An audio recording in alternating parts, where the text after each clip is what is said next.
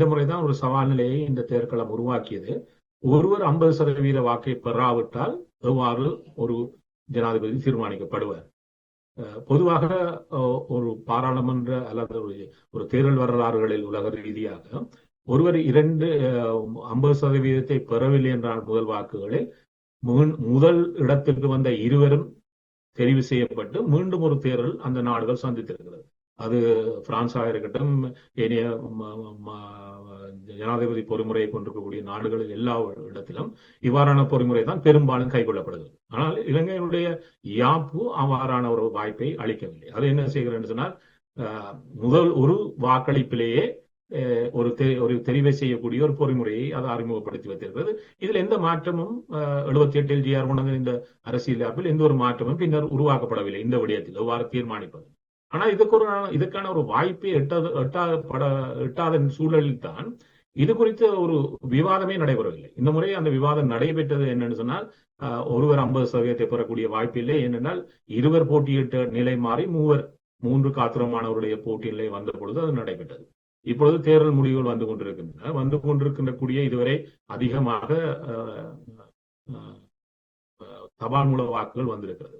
இப்ப ஒரு 50% வாக்களை பெறக்கூடிய ஒருவர், எங்களுடைய தமிழ் அரசியலில் ஒரு விடயம் அதிகமாக பேசப்படுகிறது.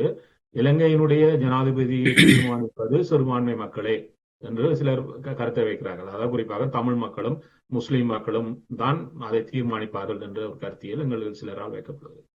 அது உண்மையான கேட்டா நிச்சயமா கிடையாது. அதாவது ஒரு தரவியல் ரீதியாக இதை நாங்கள் பார்த்தோம் என்று சொன்னால், தமிழ் முஸ்லிம் வாக்களை கடந்து ஒரு ஜனாதிபதி இலங்கை தீவில் வெற்றி பெற முடியும்.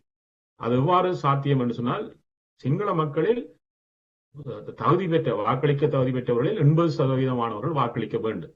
அவ்வாறு வாக்களிக்கின்ற பொழுது அந்த சிங்கள மக்களினுடைய வாக்குகளில் 60% வாக்குகளை ஒரு சிங்கள தலைவர் பெறுவாராக இருந்தால் அவர் தமிழ் முஸ்லீம் வாக்களை கடந்து வெற்றி பெற முடியும். இது தொடர்ச்சியாக இருக்காது.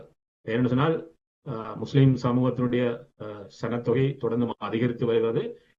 இந்த இனங்களுடைய எண்ணிக்கையில் மாற்றம் வருகின்ற பொழுது அது சாத்தியம் இல்லாமல் போகலாம். 60% மேல் இப்பொழுது இருக்கக்கூடிய சூழலில் 60% போதுமானது. அவ்வாறான ஒரு வெற்றி சாத்தியம் என்பதை நிரூபித்து காட்டியது கோத்தா. 2019 கோத்தபயாவுடைய வெற்றி அவ்வாறுதான் அமைந்தது. தமிழ் முஸ்லிம் வாக்கள் முழுமையாக நிராகரிக்கப்பட்டதான் அவருக்கு. அது தமிழ் முஸ்லிம் மலைய மக்களுடைய வாக்கு முழுமையாக அவருக்கு இல்லாத ஒரு சூழலிலும் சிங்கள மக்களுடைய வாக்கை மட்டும் வைத்துக் கொண்டு வெற்றி பெற்றார். இப்பொழுது ஒருவர் 50% பெறவில்லை என்று சொன்னால் ஒருவர் எவ்வாறு வெற்றி பெறலாம் என்றது பல்வேறு தரவியல் சூத்திரங்கள் வரும். ஒன்று ஒருவர் 40% மேற்பட்ட வாக்கை பெறுவாராக இருந்தால், முன்னிலையில் இருப்பார் என்றால் அவர் இலவாக வெற்றியில கேட்ட முடியும். இல்லை என்று சொன்னால், முதலாவது இருப்பவருக்கும் இரண்டாவது இருப்பவர்களில் 5% வித்தியாசம் பெருமாக இருந்தார். ஏன்னு சொன்னால், இரண்டாவது வாக்கை அளிப்பதற்கு இலங்கையில் இருப்பவர்கள் பயிற்றப்படவில்லை. அது அவர்களுக்கு புரியாத புதிர். அவை இரண்டாவது வாக்கு பெரும் எண்ணிக்கையில் அளிக்கப்பட போவது கிடையாது. அவ்வாறான சூழல் உருவாகின்ற பொழுது ஒரு 5% வாக்கு என்பது, இப்ப இந்த கடந்த தேர்தலில் 1,30,00,000 மக்களுடைய வாக்கு பதிவு இருந்தது. 83.72% மக்கள் வாக்களித்தார்கள். இப்ப கடந்த தேர்தலிலும் சரி, 2013 தான் அதிகரித்த வாக்குப்பதிவு 83.72%. 2015 81% கடந்தார். 89.32 நினைக்கிறேன். 2 தடவை ஜனாதிபதி தேர்தலில் 80% கடந்தது 15 19 தான். இந்த முறை அது சாத்தியமில்லை என்பது தெரிந்தது. என்று சொன்னால், அவ்வாறான வாக்குப்பதிவு இடம்பெறப் போவதில்லை என்றது. அதுதான் அவ்வாறுதான் இப்பொழுது இருக்கக்கூடிய கணிப்பு காட்டுகின்ற விடயத்தில் ஒரு குறைந்தபட்சம் 5% வாக்குப்பதிவு வீழ்ச்சி தெரிகிறது. குறைந்தபட்சம் என்று சொன்னால், இப்பொழுது வருகின்ற வாக்குகளுடன் தபால் மூல வாக்களும் இணைந்ததுதான் இறுதி கணக்கு. இப்பொழுது பார்த்தால் ஒரு 75-77% இடப்பட்ட பகுதிதான் தெரிகிறது.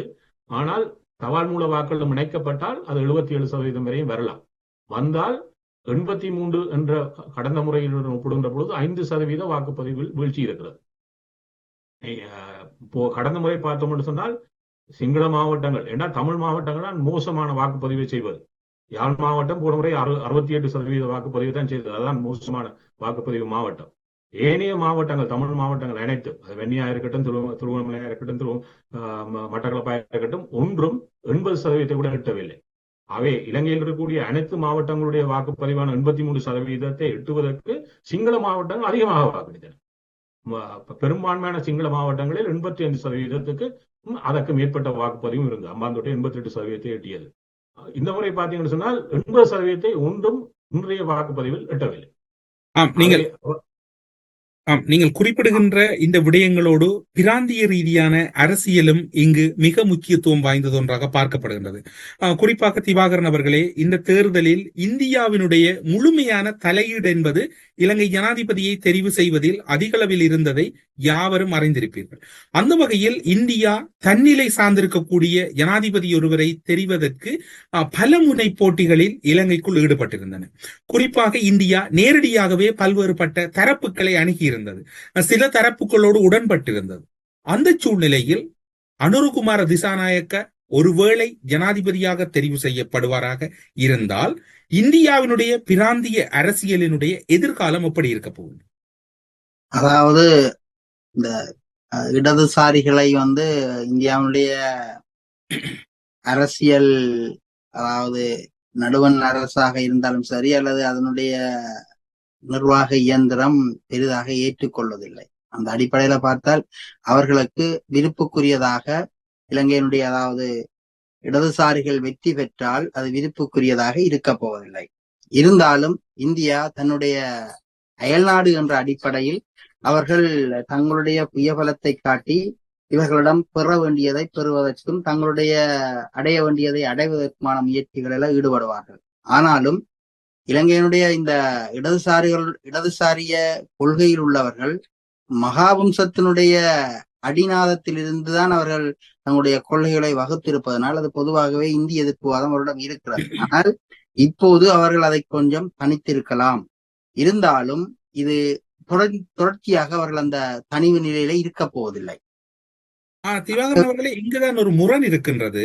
வாக்களிப்பு இடம்பெறும் வரைக்கும் இந்தியாவில் இருக்கக்கூடிய, இலங்கையில் இருக்கக்கூடிய தூதரகங்களிலிருந்து பல தரப்பினர்களுக்கு அழைப்பு சென்றிருக்கின்றது. எதற்காக ஒரு நாட்டினுடைய இறைமைக்குள் இந்தியாவுக்கு இப்படியான ஒரு மூக்கை நுழைக்கின்ற வேலை வர வேண்டும்? இந்த உலகம் ஜனநாயகம் என்று பேசும், ஆனால் இந்த உலகத்துல ஜனநாயகம் கிடையாது. ஆகவே பலவான்கள் எப்போதுமே தங்கள் பலப்பிரயோகத்தை செய்துதான் ஆவார்கள். அது இந்த புவிசார் அரசியலில் இந்தியா இந்த பிராந்தியத்தில் தன்னுடைய ஆதிக்கத்தை செலுத்துவதற்கு எதையும் செய்யும். ஆனாலும் அதை வெளிப்படையாக செய்ய மாட்டார்கள். இப்போது நீங்கள் குறிப்பிடுகின்ற இந்த தரவுகள் எல்லாம் அதிகாரபூர்வமான தரவுகளாக இருக்க போவதில்லை. அவர்கள் அதை மறுதளிப்பார்கள். ஆகவே நாங்கள் இதை ஒரு அதிகாரபூர்வமானதாக ஏற்றுக்கொள்ள முடியாது. உங்களுக்கு ஞாபகம் இருக்கு, டலஸ் அழகப்பெருமவை தெரிவு செய்கின்ற போது இந்திய தூதரகத்தின் கொழும்பு தூதரகத்தில் இருக்கக்கூடிய ஒரு மூத்த அதிகாரி டலஸ் அழகப்பெருமவை தெரிவு செய்கின்ற சம்பந்தன் அவர்களுடைய வீட்டில் இடம்பெற்ற கூட்டத்தில் தொலைபேசியில் அவர் வெளிப்படையாக பேசிய உரையாடல் வெளியான பின்னர் அவர் இன்று இந்திய தூதரகத்திலிருந்து மீள பெறப்பட்டார். எங்கிருக்கின்றார் என்று தெரிவதில்லை.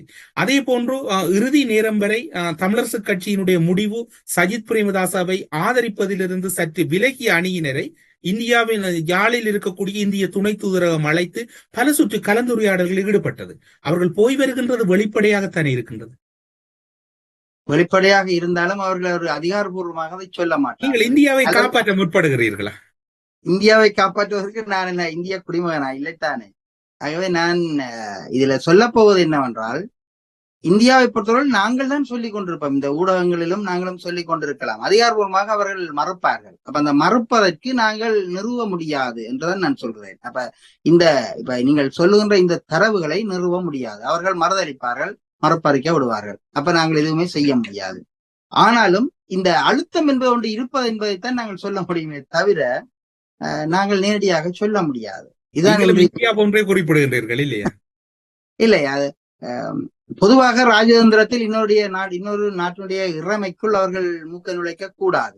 ஆனால் இந்த உலகம் எல்லா இடமும் மூக்க நுழைக்கும். ஆனாலும் அதை யாரும் கண்டுகொள்வதில்லை. இதுவும் அப்படித்தான். இதுவும் கண்டுகொள்ளாமல் விடப்படுவதுதான். பேராசிரியர் அமிர்தலிங்கம் அவர்களே, குறிப்பாக இன்று ஆசிய பிராந்தியத்தை முழுமையான கட்டுப்பாட்டுக்குள் சீனா தன்வசப்படுத்திக் கொண்டிருக்கின்றது. குறிப்பாக அதே போன்று மாலதீவாக இருக்கலாம். ஆசிய பிராந்தியத்தில் இருக்கக்கூடிய அதிகளவான நாடுகள் இன்று சீனாவினுடைய ஆதிக்கம் அல்லது தயவில் இருக்கின்றது. ஆனாலும் கூட கடந்த வாரம் இடம்பெற்ற இலங்கையினுடைய அமைச்சரவை கூட்டத்தில் சீனாவினுடைய உதவி கோரிக்கை ஒன்று முன்வைக்கப்பட்டிருக்கின்றது. இலங்கையிடம் சீனா தவிர்த்து மாலைதீவு 30 மில்லியன் டாலர்களை கோரியிருப்பதான ஒரு கோரிக்கையை சில அமைச்சர்கள் முன்வைத்திருக்கின்றார்கள். இன்று மாலைதீவையும் சீனா கைவிட்டு சென்றிருக்கின்றது. அதே போன்று நீங்கள் பார்த்தீர்கள் என்றால் கடந்த காலங்களில் 2010 காலப்பகுதியில் மஹிந்த ராஜபக்ச வெற்றி பெற்ற போது 2015 ஆண்டில் மஹிந்த ராஜபக்சவையும் கைவிட்டு சென்றது சீனா. இன்று மாலைதீவை கைவிட்டிருக்கின்றது. இப்போது அனுரகுமார திசாநாயக்க வெற்றி பெற்றால் ஒருவேளை அனுரகுமார திசாநாயக்கவையும் குத்தகைக்கெடுத்து அவரையும் இடைநடுவில் விட்டுவிட்டு சென்றுவிடும். இப்ப நீங்கள் சொன்ன ஒரு விஷயம், சீனாவின் ஆதிக்கம் தென்னாசியாவில் பலமாக இருக்கின்றது என்ற ஒரு விஷயத்தை குறிப்பிட்ட போதும் இன்னொரு விடயமும் இருக்கின்றது, இன்னொரு ஒத்த தன்மை காணப்படுகின்றது. அந்த நாடுகளில் எல்லாம் பொருளாதார நெருக்கடிகள் பரவலாக காணப்படுகின்றன. அது பங்களாதேஷா இருக்கலாம், பாகிஸ்தானா இருக்கலாம், இலங்கையா இருக்கலாம், மாலத்தீவா இருக்கலாம். எல்லா நாடுகளிலும் சீன முதலீடுகள் அதிகமாக இருந்த போதும் இந்த எல்லா நாடுகளுமே மிகப்பெரிய பொருளாதார நெருக்கடிகளை எதிர்நோக்கி கொண்டிருக்கின்றன. இது ஒரு விஷயம். இரண்டாவது விஷயம், சீனா தன்னுடைய நலனை மையப்படுத்தி காய்களை நகர்த்துமே ஒழிய மிக பெருமளவில் உள்நாட்டு அரசியலில் வெளிப்படையாக தலையிட்டது கிடையாது. இதேபோல நிதி உதவிகள் சிலவருக்கு அரசியல் தலைவர்களுக்கு செய்யலாம், அரசியல் கட்சிகளுக்கு செய்யக்கூடிய வாய்ப்பு இருக்கும். ஆனால் மற்ற நாடுகளைப் போல சீனா நேரடியாகவே உள்நாட்டு அரசியலில் ஈடுபட்டதாக இதுவரைக்கும் தெளிவான சமிக்கைகள் தென்படவில்லை. ஆனால் கடன்களை கொடுப்பது, முதலீடுகளை செய்வது, அந்த ரீதியில சீனா தன்னுடைய ஆதிக்கத்தை நிலைநிறுத்த முற்படுகின்றது. ஆனால் அரசியல் ரீதியாக உள்நாட்டு அரசியல்ல தேர்தலில் குழப்புவது அல்லது தேர்தலில் தங்களுக்கு சார்பான கொண்டு வருவது என்ற விடயத்தில் நேரடியாக சீனா தலையிட்டதாக இதுவரைக்கும் ஆதாரங்கள் தென்படவில்லை. இந்த வகையில நீங்கள் கேட்ட கேள்வியில மிக முக்கியமான விஷயம், அனுரகுமார் திசாநாயக்க அவர்கள் பாராளுமன்ற தேர்தலில் வெற்றி ஜனாதிபதி தேர்தலில் வெற்றி பெறுவது என்பது கொழும்பில அவருக்கும் தற்போதைய ஜனாதிபதி ரணில் விக்ரமசிங்கைக்கும் எதிர்க்கட்சி தலைவர் சஜித் பிரேமதாசாவுக்கும் இடையிலான போட்டி. அதில் அவர் வெற்றி பெறுவது ஒரு தடை தாண்டலை அவர் தாண்டப் போகின்றார். ஆனால் உடனடியாக பாராளுமன்றம் கலைக்கப்பட போகின்றது. பாராளுமன்ற தேர்தல் இடம்பெற போகின்றது. அந்த பாராளுமன்ற தேர்தலானது மாத்தறையில் உள்ளவர்கள், காலியில் உள்ளவர்கள், மொர்ராகலையில் உள்ளவர்கள், அந்தந்த மாவட்டத்தில் உள்ள அகிஷ கட்சியினராக இருக்கலாம், அல்லது சஜித் பிரேமதாசா அவர்களுடைய அணியை சேர்ந்தவராக இருக்கலாம், அல்லது என்பிபி கட்சிகளை சேர்ந்தவராக இருக்கலாம், அல்லது நாமல் ராஜபக்சேவுடைய அணியா இருக்கலாம். அந்தந்த மாவட்டங்களில் உள்ள தலைவர்கள் போட்டியிடப் போகிறார்கள். அந்தந்த மாவட்டத்தில் உள்ள செல்வாக்குள்ளவர்கள் போட்டியிடப் போகிறார்கள். ஆகவே தற்போது என்பிபிக்கு உள்ள ஆசனங்கள் எண்ணிக்கை 2 தெரிவு செய்யப்பட்ட உறுப்பினர்கள், ஒன்று அனுரகுமார் திசாநாயக்க, அடுத்தது விஜித கேரத். 3ஆம் அவர் கருணி அமரசூரிய, அவர் தேசிய பட்டியலூடாக வந்தவர். ஆகவே 3 பாராளுமன்ற உறுப்பினர்களை வைத்திருக்கிறார்கள். சாதாரண பெரும்பான்மைக்கு அவர்கள் 113 ஆசனங்களை வென்றே ஆக வேண்டும். ஆகவே ஜனாதிபதி தேர்தலில் அனுரகுமார் திசாநாயக்கா வெற்றி பெற்றால் பாராளுமன்றத்தையும் அவர்கள் கைப்பற்ற வேண்டிய தேவை இருக்கின்றது. சாதாரண பெரும்பான்மைக்கு அவர்கள் 113 ஆசனங்களை கைப்பற்ற வேண்டும். ஒரு தொங்கு பாராளுமன்றம் ஏற்பட்டால் ஆகவே அது சிக்கலை மேலும் மோசமடைய செய்ய போகின்றது. அந்த இடத்துல நீங்க சொன்ன பிராந்திய சக்திகள் இலகுவாக அனுரகுமார் திசாநாயக்காவை கையாளக்கூடிய நிலைமை உருவாகுமோ என்ற நிலைமை காணப்படுகின்றது. நீங்கள் நாடாளுமன்றம் தொடர்பில் குறிப்பிட்டீர்கள். இப்போது உடனடியாக ஒருவேளை அனுரகுமார திசாநாயக்க ஜனாதிபதியாக பொறுப்பெடுத்துக் கொண்டால் அமைச்சரவையை உருவாக்க வேண்டும். அமைச்சரவையை உருவாக்குவதற்கு அவர்களிடம் இருக்கக்கூடிய 3 நாடாளுமன்ற உறுப்பினர்கள் என்பது போதாது. அமைச்சுக்களை அவர்கள் பயின்றளிக்க முடியாது. ஆனாலும் கூட நாடாளுமன்ற தேர்தல் ஒன்றுக்கான அறிவிப்பை விடுகின்ற போதும் கூட அங்கு அமைச்சரவையை கொண்டு நடத்துவது, அந்த இடைக்கால அரசை நடத்துவது, நிர்வகிப்பதில் பல சிக்கல்கள் இருக்கின்றன. ஒட்டுமொத்தத்தில் நாடாளுமன்ற தேர்தல் ஒன்று இடம்பெற்று புதிய அரசு ஒன்று அமைக்கின்ற பட்சத்தில் கூட பெரும்பான்மை என்பது ஒட்டுமொத்தத்தில் அங்கு சாத்தியப்படுவதற்கு வாய்ப்பில்லை. அதற்கும் அப்பால் அனுபவம் என்பது புதிதாகவே அனைவரும் அந்த கட்டமைப்புக்குள் உள்வாங்கப்படுகின்றார்கள். இலங்கை ஒரு நாட்டினுடைய துறை சார்ந்திருக்கக்கூடிய அமைச்சுக்களாக இருக்கலாம், அல்லது அதனுடைய முக்கிய பொறுப்புகளாக இருக்கலாம். இவற்றை எப்படி சமாளிக்கலாம் என்று நீங்கள் நினைக்கின்றீர்கள்? மிக கடுமையான சவால்களை அவர் எதிர்கொள்ளப் போகின்றார். ஒன்று, இந்த வெற்றி, அவர் வெற்றி பெற்றால் அவருடைய ஈர்ப்பு என்பது 50%. ஆனால் ஏனைய கட்சிகள், இதுவரை காலம் ஆண்ட கட்சிகள் உள்ள அந்த கட்சிகள் மீதான வெறுப்பு என்பது 50% என்றுதான் நான் பார்க்கின்றேன். ரணில் விக்ரமசிங்கே அவர்களுக்கு தோல்வி ஏற்படுவதானது அவர் மீதான தோல்வி அல்ல, அவருக்கு ஏற்பட்ட தோல்வி என்பதை தாண்டி ராஜபக்ஷ அணியிடமிருந்து கிட்டத்தட்ட 100 பாராளுமன்ற உறுப்பினர்கள் அவர் பக்கம் இருக்கிறார்கள். ஆகவே மக்கள் ஒரு விசனம் கொண்டார்கள். ரணில் விக்ரமசிங்கே அவர்கள் வெற்றி பெற்றால் அந்த 100 பேர்ல பலர் வெற்றி பெற்று மீண்டும் அமைச்சராகுவார்கள். ஆகவே ஊழல் தொடரும் என்ற ஒரு பயம் மக்களுக்கு இருந்தது. அதை தாண்டி அன்ரோகுமார் திசாநாயக் அவர்கள் ஒரு தனிப்பட்ட ரீதியில ஒரு ஆளுமைமிக்க பேச்சாளர், சிறந்த பேச்சாளர். அந்த ஈர்ப்பு அவர்களுக்கு வெற்றி வாய்ப்பை கொடுத்தால் அடுத்த கட்டம் நீங்கள் சொன்னது போல 3 விஷயங்கள் இங்கே கவனிக்கப்பட வேண்டியவை. ஒன்று, ஒரு ஆட்சியை கொண்டு நடத்துவதற்கு அவருக்கு சிறந்த அமைச்சர்கள் தேவை. இப்ப யாரை நிதி அமைச்சராக அவர் நியமிக்க போறார், யாரை கல்வி அமைச்சராக, மிக முக்கியமான அமைச்சுகளில் யாரை அவர் நியமிக்க போகின்றார், தெரிவு செய்யப்பட்ட பாராளுமன்ற உறுப்பினர்களா அல்லது தேசிய பட்டியல் உறுப்பினர்களா என்ற கேள்வி வருகின்றது. அடுத்தது, இந்த பியூரோகிராட்ஸ் என்ற அந்த பணிக்குழுவினர் இதுவரை காலமும் ஜேவிபி ஆட்சியில் இல்லாதபடியால இருப்பவர்கள் எல்லாம் ஏதோ ஒரு வகையில் அகிலேஷ கட்சி சார்ந்தவர்களா, ஸ்ரீலங்கா சுதந்திர கட்சி சார்ந்தவர்களா அல்லது மஹிந்த ராஜபக்சேக்கு வேண்டியவர்களா இருக்கிறார்கள். ஆகவே அந்த பணிக்குழு இவருடன் எவ்வாறு இணைந்து செயற்படும், அந்த சவாலை அவர் தாண்ட வேண்டியவராக இருக்கின்றார். 3வது மிக முக்கியமானது, இந்த வணிக சமூகம், இந்த வர்த்தகர்கள் எந்த அளவு தூரம் இவரோட ஒத்துழைக்க போகிறார்கள், அந்த இடைவெளி இருக்கின்றதா. ஆகவே அனுரகுமார் திசாநாயக் அவர்களுக்கு மிக பலமான சவால்கள் காத்திருக்கின்றன. இதை தாண்டி வெளிநாடுகளை, அமெரிக்காவை, இந்தியாவை, சீனாவை அவர் எவ்வாறு கையாள போகின்றார், எவ்வளவு தூரம் முதலாளித்துவ சக்திகளிடம் இருந்து அவர் முதலீடுகளை உள்ள கொண்டு வரப் போகின்றார் என ஒவ்வொரு தரப்பினரும் பல்வேறுபட்ட அபிலாஷைகளை கொண்டிருக்கிறார்கள். மக்கள், இளைஞர்கள் வேலை வாய்ப்பு வேணும் என்று எதிர்பார்க்கிறார்கள், மக்கள் ஊழலற்ற ஆட்சி வேணும் என்று எதிர்பார்க்கிறார்கள், முதலீடுகள் வேணும் என்று எதிர்பார்க்கிறார்கள். அதே நேரம் ஒவ்வொரு பிராந்திய சக்திகளும் அவரிடமிருந்து பல்வேறுபட்ட விஷயங்களை எதிர்பார்க்கிறார்கள். ஆகவே எல்லாவற்றையும் சுமக்கக்கூடிய நிலைமையில் அவர் இருக்கிறாரா, அவருடைய கட்சி இருக்கின்றதா, அவருடைய குழுவினர் இருக்கிறார்களா, வெளியில தெரிந்தவர்கள் என்று சொன்னால் சுனில் கந்துநெத்தி இருக்கிறார், மாத்திரை அவர் பிரதிநிதித்துவப்படுத்துகின்றார், லால்காந்த் அவர்கள் இருக்கிறார், அனுராதபுரம். கடந்த தேர்தலில் அவர்கள் தோல்வி அடைந்தார்கள். இவர்களை தாண்டி என்னை பொறுத்தவரையில் வெளியில் தெரிகிற மிக ஆற்றல் உள்ளவர்கள் அந்த கட்சி. லால்காந்த் அவர்கள் அண்மையில் ஒரு தேர்தல் பிரச்சாரத்தின் போது குறிப்பிட்டார், நான் தான் வரக்கூடிய போலீஸ் அமைச்சராக இருக்கக்கூடியவர், எனக்கு போலீசார் அந்த அளவு கௌரவத்தை தருகின்றார்கள் என்று அவர்களே கூறிக்கொள்கின்றார்கள் தானே. அமைச்சுக்கள் எங்களுக்கு தான் அந்தந்த அமைச்சுக்கள் என்று இருக்கலாம். எங்களை பொறுத்த அளவில் மிக முக்கியமான அமைச்சு நிதி அமைச்சு, கல்வி, மத்திய வங்கி அதிகாரிகள், நிதியமைச்சு அதிகாரிகள், பல நிறுவனங்கள், அரசு நிறுவனங்களுக்கு அவர்கள் தலைவர்களை நியமிக்க வேண்டும், பல்கலைக்கழக துணைவேந்தர்களாக வேணும். எல்லோரையும் ஜேவிபியை சார்ந்தவர்கள், என்பிபியை சார்ந்தவர்களை நியமித்தால் என்ன நடக்கும், மற்றவர்கள் அவர்கள் எவ்வளவு இணைந்து செல்ல போகிறார்கள் என்ற இது மக்கள் வெறும் கோபத்தின் அடிப்படையில், கடந்த ஆட்சியின் மீது ஏற்பட்ட கோபத்தின் அடிப்படையில் முடிவெடுத்துகிறார்கள். அடுத்த கட்டத்துக்கு நாடு தயாராக வேண்டும், மக்கள் தயாராக வேண்டும், வர்த்தகர்கள் தயாராக வேண்டும், இந்த பியூரோகிராட்ஸ் என்ற பணிக்குழு தயாராக வேண்டும். இவ்வளவு பிரிவினரையும் ஒருங்கிணைத்து வெற்றியை நோக்கி நகர்த்த வேண்டிய கட்டத்தில் அனுரகுமார் திசாநாயக்கா இருக்கின்றார். நேரு குணரட்னம் அவர்களே, இப்போது ஒரு சில முடிவுகள் வெளியாகி இருக்கின்றன. குறிப்பாக யாழ் மாவட்டத்தின் நல்லூர் தொகுதியினுடைய முடிவு வெளியாகி இருக்கின்றது. அதற்கு அப்பால் தபால் மூலமான வாக்களிப்புகளும் நமக்கு கிடைக்கப்பட்டிருக்கின்றன.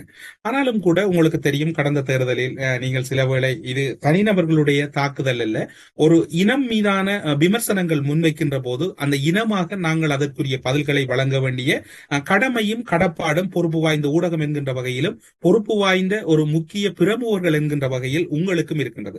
அந்த வகையில் இன்று வடக்கு கிழக்கில் குறிப்பாக தமிழ் பொது வேட்பாளரை நான் தோற்கடிப்பேன், அவரை தோற்கடித்து வீட்டுக்கு அனுப்பி வைப்பேன், அவருடைய வாக்கை கணிசமாக நான் குறைப்பேன் என்கின்ற கருத்துக்களை திரு சுமந்திரன் அவர்கள் அந்த கலந்துரையாடல் ஆரம்பிக்கப்பட்ட நாளிலிருந்து குறிப்பிட்டார்.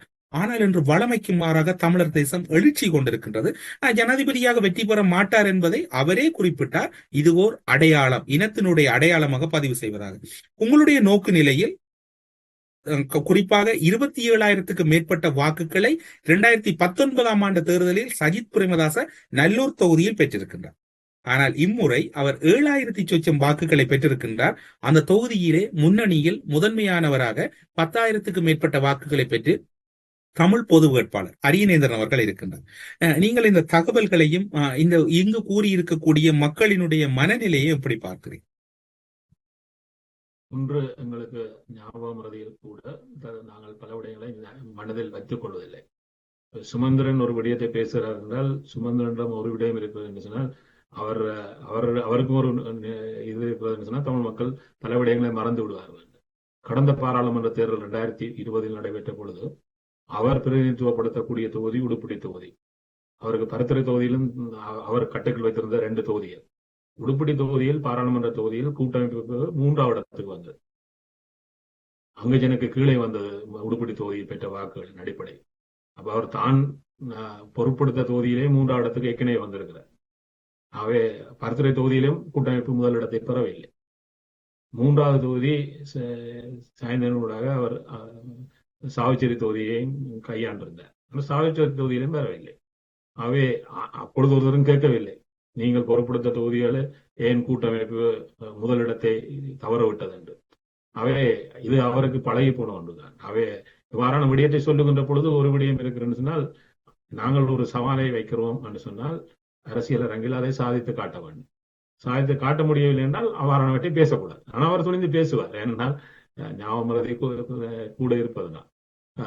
அவே இந்த விடயத்தில் நல்லூர் தொகுதி வந்திருக்கிறது. நல்லூர் தொகுதி ஒரு முடிவை சொல்லி இருக்கிறது.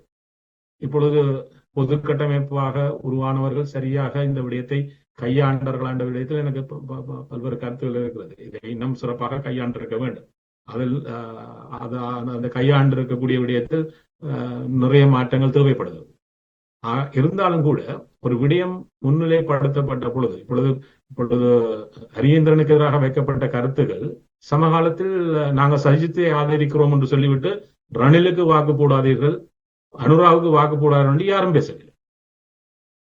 அப்படி என்று சொன்னால் சஜித்துக்கு போட்டவர்கள் ஹரியேந்திரனுக்கு போட வேண்டாம் என்று சொன்ன சமகாலத்தில் இன்னொன்றையும் சொல்லியிருக்க வேண்டும். ரணிலுக்கும் போடக்கூடாது, அனுராவுக்கும் போடக்கூடாதுன்னு சொல்லியிருக்கோம். ஆனால் சொல்லவில்லை. ஏனென்றால் அது இன்னொரு பதத்தில் இன்னொரு கருத்தை சொன்னார்கள். ரணில் வந்தாலும் நாங்கள் அவருடன் பேசிக் கொள்வோம், அனுராக் வந்தாலும் பேசிக் கொள்வோம், உங்களுக்கு எங்கும் பிரச்சனை இல்லை. அப்பொழுது இங்கு தமிழனுக்கு யார் ஒரு பொது எதிரியாக மாற்றப்பட்டான்னா இன்னொரு தமிழன். இது தமிழினத்தில் இருக்கக்கூடிய சாபக்கேடு. தமிழர்களிடையே இருப்பவர்கள் என்ன செய்கிறார்கள், இன்னொரு தமிழனை பொது எதிரியாக வரிந்து கொள்கிறார்கள். அவரை நோக்கி தங்களுடைய கருத்தை வைக்கிறார்கள். ஆனால் இன்னும் ஒரு விடயம் நீங்கள் உன்னிப்பாக அவதானித்தீர்களா? இந்த தேர்தல் காலங்களில் வடக்கு கிழக்கில் எந்த ஒரு அரசாங்க சார்புடையவரோ அல்லது தென்னிலங்கையின் அரசியல் கட்சிகளின் வேட்பாளர்களோ தாக்குதலுக்கு உள்ளாகின்ற மரபு மாறி, குறிப்பாக சொல்ல போனால் தமிழரசு கட்சியை எதிரணியில் இருக்கக்கூடியவர்களும் எதிரணியில் இருக்கக்கூடியவர்களை தமிழரசு கட்சியை விமர்சித்த வளமைக்கு மாறான ஒரு தேர்தல் படிப்பினையை இந்த தேர்தல் களம் கொடுத்திருந்ததை நீங்கள் அவதானித்தீர்கள். இது இந்த மாதிரி செய்யவில்லை. இதற்கு மூலம் என்ன செய்தார்கள், நாங்கள் தமிழ் தேசியத்தை பிரதிநிதித்துவப்படுத்த வேண்டும் 3 அணிகளாக நின்றார்கள். கூட்டமைப்பு கஜேந்திரகுமார் அணியினர் மற்றும் சுரேஷ் ரவிச்சந்திரன் தனியாக இன்னொரு அணியாக பிரிந்து விட்டு பின்னர் அதில் விக்னேஸ்வரன் 4வது அணியாக மாறிக்கொண்டார். இப்பொழுது இவர்கள் எல்லாரும் என்ன செய்தார்கள், இந்த 4 அணியை பற்றி தான் பேசினார்கள். யாரும் அங்கஜனை பற்றி பேசவில்லை, டக்ளஸை பற்றி பேசவில்லை, பிள்ளையானை பற்றி பேசவில்லை. அவர்களை ஒரு பக்கம் ஒதுக்கிவிட்டு தங்களுக்குள்ளேயே மோதிக்கொண்டார்கள். மோதிக்கொண்டு என்ன பேசினார்கள், நாங்கள் தான் தேசியத்தை பிரதிநிதித்துவப்படுத்துகிறோம் என்றார்கள். இதனால் அங்கஜன் யாழ்ப்பாணத்தில் அதிக வாக்கை பெற்றார், பிள்ளையான் மட்டக்களப்பில் அதிக வாக்கு பெற்றார். ஆனால் அவர்களை பற்றி இவர்கள் பேசவில்லை. இப்பொழுதும் இந்த தேர்தலிலும் பார்த்தீங்கன்னு சொன்னால் இறுதியாக மோதிக்கொண்டது ரணிலும் சஜித்தும் தான். ஏன்னு சொன்னால் இருவரிடமிருந்து தான் வாக்கை பெற்றுக் கொள்ள முடியும் என்று அவர்கள் தங்களுக்கு மோதிக்கொண்டார்கள். இலகுவாக வெற்றியை நோக்கி நகர்ந்தது அனுராவாக இருந்தார். ஆகவே அனுராக இலகுவான வெற்றியை கொடுத்தது சஜித்தும் ரணிலும் தங்களுக்கிடையே மோதிக்கொண்டது. இதை தமிழர்கள் நீண்ட காலமாக செய்து கொண்டிருக்கிறார்கள். இந்த ஒரு படிப்பினை இன்னொன்றை பாருங்கள். இன்று சிங்கள தேசத்தில் மக்கள் ஒரு மாற்றத்தை விரும்பினார்கள். அந்த மாற்றத்துக்கு அவர்களுக்கு தெரிவாக இருந்தது ஒரு இயல்பால் தான். அனுரகுமார திசநாயக்கா தான் அதுக்கான தெரிவு. இதனுடைய அர்த்தம் அனுரா அரசியலுக்கு வந்த புதியவர் அல்ல, புதிய மாற்றத்தின் வெளிப்பாடும் அல்ல. அவர் பாராளுமன்றத்தில் 24 வருடங்களாக இருக்கிறார். இந்த 24 வருடங்களில் அவர் என்ன வெளிப்பாட்டை காட்டினார் என்ற ஒரு விடயம். ஆனால் அந்த இடத்துக்கு அனுராவை கொண்டு வந்து சேர்த்தது ரணிலுடைய குறைபாடுகள்.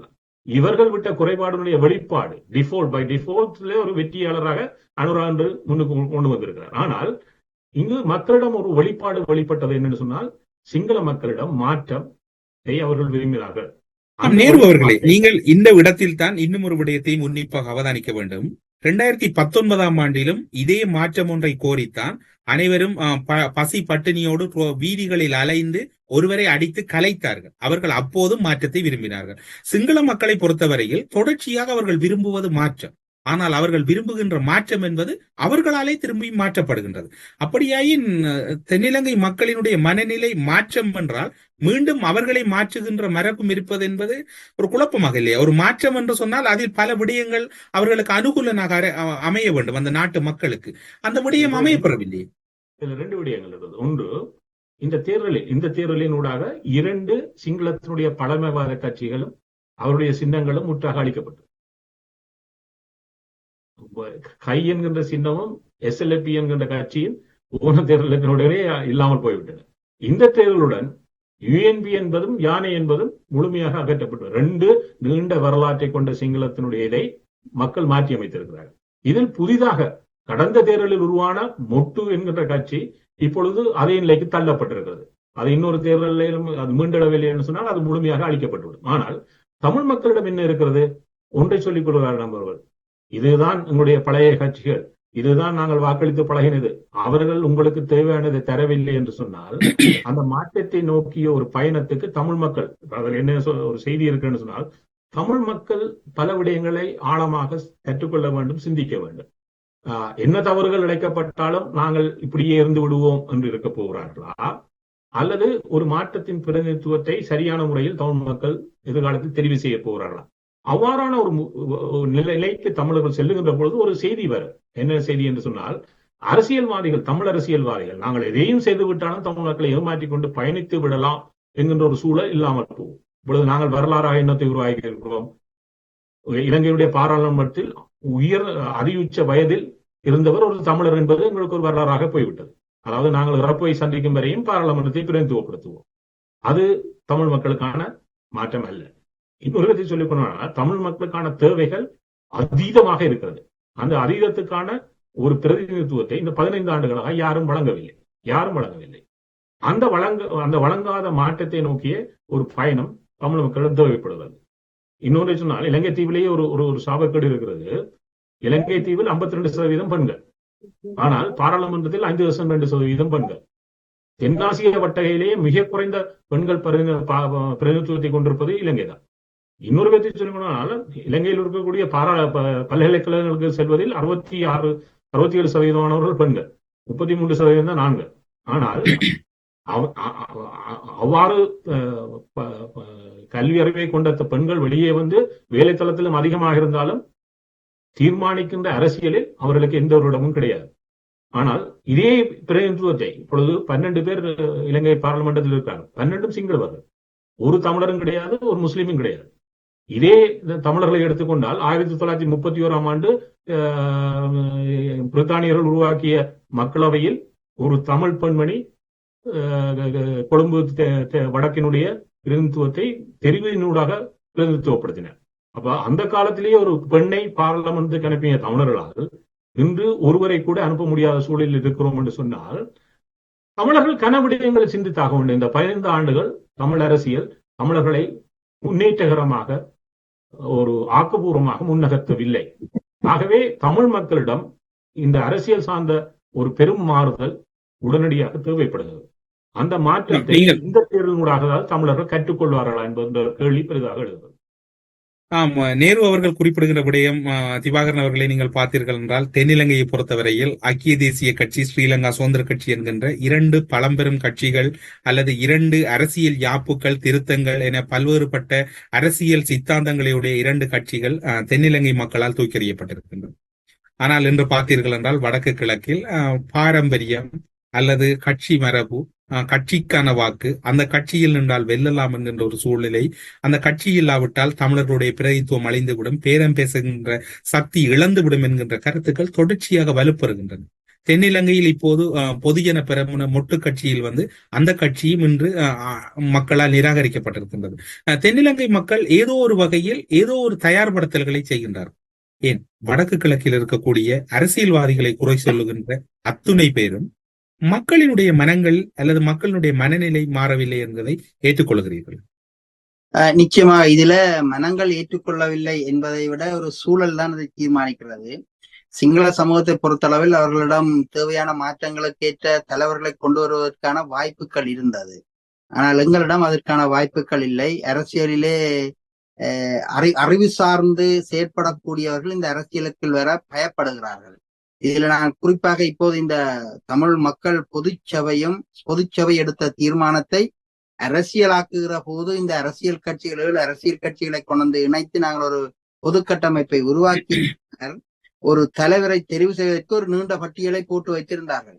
ஆனால் அந்த நீண்ட பட்டியலில் இருந்த ஒருவர் கூட இதற்கு தலைமை தாங்க அல்லது நான் இதை பொருட்படுத்தி இதில் நான் நிற்கிறேன் என்று சொல்வதற்கு யாருக்கும் திறனி இல்லாமல் இருந்தார்கள். ஏனென்றால் தமிழ் மக்களிடம் பொறுப்புகளை சுமப்பதற்கு யாரும் தயாராக இல்லை. பொறுப்புகளை சுமக்க தயாரில்லாத சமூகம் எவ்வாறு மேல் நோக்கி எழுந்து செல்வது?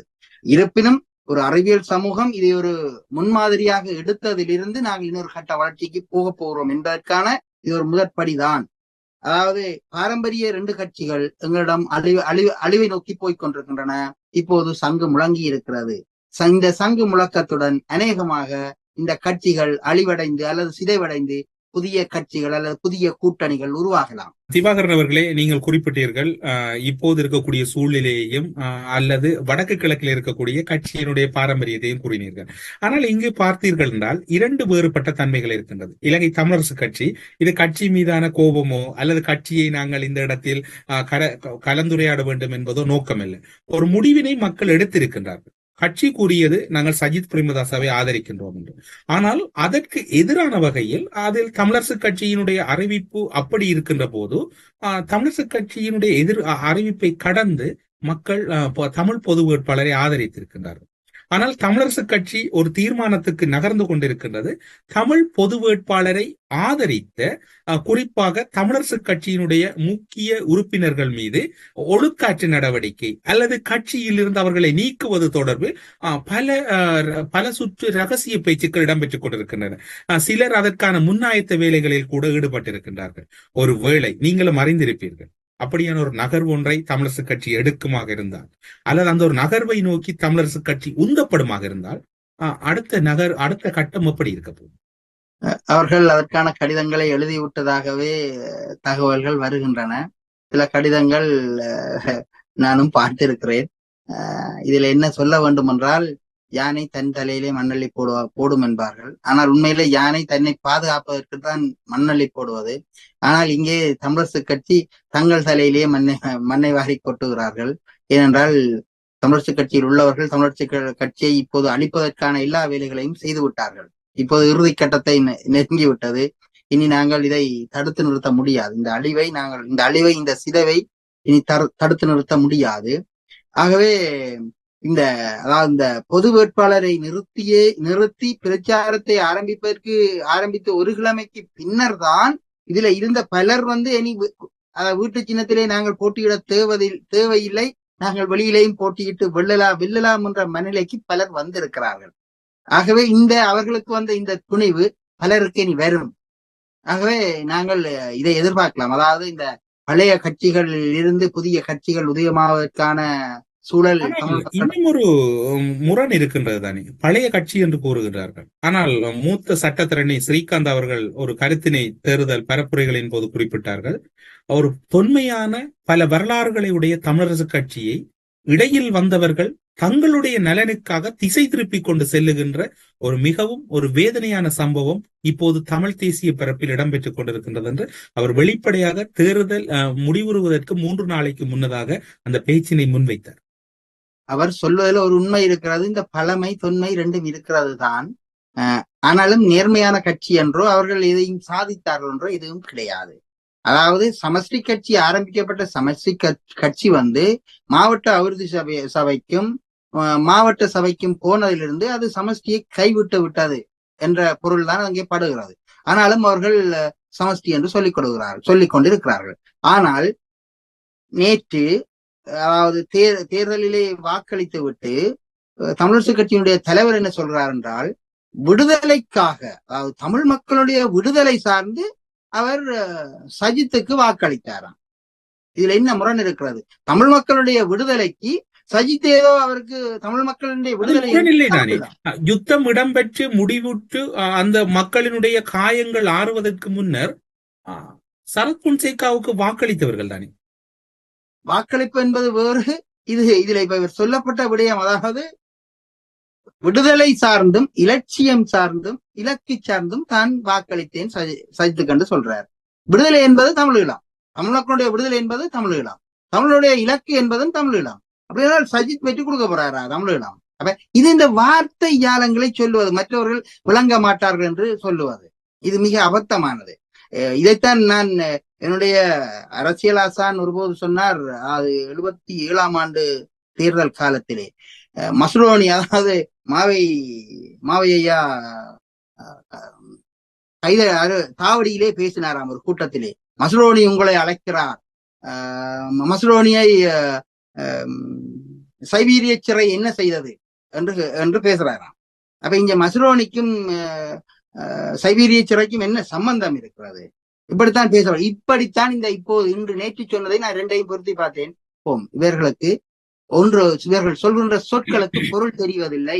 அதனால அவர்கள் வாயில வந்ததெல்லாம் சொல்லி போட்டு போகிறார்கள். இதை தமிழ் மக்கள் கேட்டு அவையும் அதை வியாக்கியானப்படுத்துவதில்லை, கேட்டுக்கொள்ளவில்லை, போய்விடுகிறார்கள். நாங்கள் அப்பப்போது எல்லாத்தையும் மறந்து விடுகிறோம். நேரனர் சொன்ன போல நாங்கள் வரலாற்றை மறந்த மக்கள் கூட்டம். நாங்கள் அடிக்கடி மறந்து போயிடுறோம். இனியும் அதை மறக்காமல் இருப்பதற்கு நாங்கள் அடிக்கடி ஆணி அடிக்க வேண்டியிருக்கு எல்லாருக்கும். இப்படி ஆணி அடிச்சு உடுக்கடிச்சு தான் நாங்கள் இனி இந்த நினைவுகளை மீட்டு வைத்திருக்க வேண்டும், மறக்காமல் வைத்திருக்க வேண்டும். ஆகவே நாங்கள் அடிக்கடி சங்கு ஊத வேண்டி இருக்கிறது, ஊதத்தான் வேண்டும். நீங்கள் உங்களிடம் இது தொடர்பில் ஒரு முக்கியமான விடயம் இருக்கிறது. ஒருவேளை தமிழரசு கட்சி பொது வேட்பாளரை ஆதரித்தவர்கள் மீது நடவடிக்கை எடுத்து அவர்களை கட்சியின் ஒழுக்காற்று நடவடிக்கைக்கு உட்படுத்துமாக இருந்தால் அது தமிழரசு கட்சியினுடைய தத்துணிவு என்று பார்ப்பதா அல்லது தமிழரசு கட்சியினுடைய எந்த வகையான கட்டம் என்று அதனை எடுத்துக்கொள்ளும்? இவர்கள் பெரும்பாலும் இப்ப இவ்வாறு சொல்லிக் கொண்டிருப்பார்கள், எடுக்க மாட்டார்கள். ஏனென்றால் உள்ளூராட்சி சபை தேர்தலிலே போட்டியிடுவதற்கு வண்டில் சின்னத்தில் ஒரு தரப்பினர் வேட்புமனு தாக்கல் செய்திருந்தார்கள். அவர்கள் மீது எந்த நடவடிக்கையும் இவர்கள் எடுக்கவில்லை. ஆகவே இங்கேயும் எடுக்க மாட்டார்கள். சும்மா பம்மாத்து பூச்சாண்டி காட்டுவார்கள். இதுதான் இயல்பு. அவ்வாறு இவர்கள் எடுக்க நேர்ந்தால், இப்போது அனுரகுமார திசாநாயக்கா வெற்றி அடைந்து விட்டால் அடுத்த தேர்தல் வந்துவிடும். அந்த தேர்தலுக்குள் இவர்கள் இந்த சிக்கல்களில் மாட்டிக்கொள்ள மாட்டார்கள். அவ்வாறு மாட்டினால் அடுத்த முறை இன்னும் ஒரு அணிதான் இந்த தேர்தலில் வெற்றி பெறும். தமிழ் மக்கள் மத்தியில இன்னொரு அணிதான் வெற்றி பெறுவதற்கான வாய்ப்புகளை ஏற்படுத்தும். முடிவுகள் என்பது நீங்கள் கூறியது போன்று சற்று முன்னுக்கு பின் முரணாகவே சென்று கொண்டிருக்கின்றது. அனுரகுமார திசாநாயக்கா தற்போதும் கூட புத்தளத்தினுடைய ஒரு முடிவின் அடிப்படையில் சற்று முன்னோக்கித்தான் நகர்ந்து கொண்டிருக்கின்றார். ஒருவேளை இப்போது இலங்கையில் இருப்பது பொருளாதார நெருக்கடி. கிட்டத்தட்ட இலங்கை திவாலாகிவிட்டது. அதற்கு மாற்று கருத்துக்கிடமில்லை. அதனை யாரும் வேறு பொருள் கொண்டும் அழைக்க முடியாது. இலங்கை முழுமையாக செயலிழந்திருக்கின்றது. ஒரு செயலிழந்த நிலையில் இருக்கக்கூடிய இலங்கையை பலர் சேர்ந்து அந்த ஒரு முன்னோக்கி நகர்த்தி கொண்டிருக்கின்றார்கள். வங்கிகள் திவாலாகவில்லையே ஒழிய அங்கு இருக்கக்கூடிய அனைத்து கட்டமைப்புகளும் திவாலாகி இருக்கின்றது. இப்போது சர்வதேச நாணய நிதியத்தினுடைய உதவி கிடைக்கப்பெற்றிருக்கின்றது. அதனூடாக இலங்கை நகர்ந்து கொண்டிருக்கின்றது. அனுரகுமார திசாநாயக்க தன்னுடைய தேர்தல் பரப்புரைகளின் போது அவர் குறிப்பிட்ட விடயம், நான் IMF-ஓடு சில திருத்தங்களை செய்வேன், பல வரிகளை நீக்குவேன், பல விடயங்களை நான் முன்னெடுத்து மக்களினுடைய சுமைகளை குறைப்பேன் என்று. நீங்கள் எமது ஊடகத்துக்கு வழங்கிய பல செவிகளை குறிப்பிட்டிருக்கிறீர்கள். மக்களினுடைய சுமைகள் தவிர்க்க முடியாது, ஆனால் அதற்காக எல்லாவற்றையும் நீக்க முடியாது என்று. அனுரகுமார திசாநாயக்க நீக்குவேன் என்கின்ற ஒரு உத்தரவாதம் கொடுத்திருக்கின்றார். சில வேளை அந்த வாக்களிப்பினுடைய பின்னணியில் அப்படியும் இருக்கலாம். அதற்கும் அதிகமாக அரச உத்தியோகத்தர்களுடைய வரிகள் அதிக அளவில் அறவிடப்பட்டிருந்தன. குறிப்பாக உங்கள் போன்ற பேராசிரியர்கள், வைத்தியர்கள், துறை சார்ந்திருக்கக்கூடியவர்களுடைய வங்கியாளர்கள் எல்லாம் அதிக அளவில் கோபம் அடைந்திருந்தார்கள். இவர்கள் அனைவரையும் அனுரகுமார திருப்திப்படுத்தி முடிகின்ற போது மீண்டும் பழைய நிலைக்கு இறங்கி சென்றுவிடும். மிக சிறந்த கேள்வியை கேட்டிருக்கிறீர்கள். ரணில் விக்ரமசிங்கே அவர்கள் இப்பொழுது வெற்றி பெற முடியாத கட்டத்தில் இருக்கிறார். அதற்குரிய காரணம் பல்வேறு உள்நாட்டு காரணங்களை தாண்டி 2001 வெற்றி பெற்றவர், அதற்கு வந்த அடுத்த தேர்தலில் தோல்வியடைந்தார். 2015 வெற்றி பெற்றவர், அடுத்த தேர்தலில் தோல்வியடைந்தார். இப்பொழுது 2022 அவருக்கு ஜனாதிபதி பதவி கிடைச்சது. மீண்டும் ஒரு தோல்வியை நோக்கி அவர் போய்கொண்டிருக்கிறார். அப்ப இந்த தோல்விக்கு உள்நாட்டு காரணங்களை தாண்டி ஒரு காரணி, வெளிநாட்டு காரணி முக்கிய பங்கு வகித்தது. அது IMF.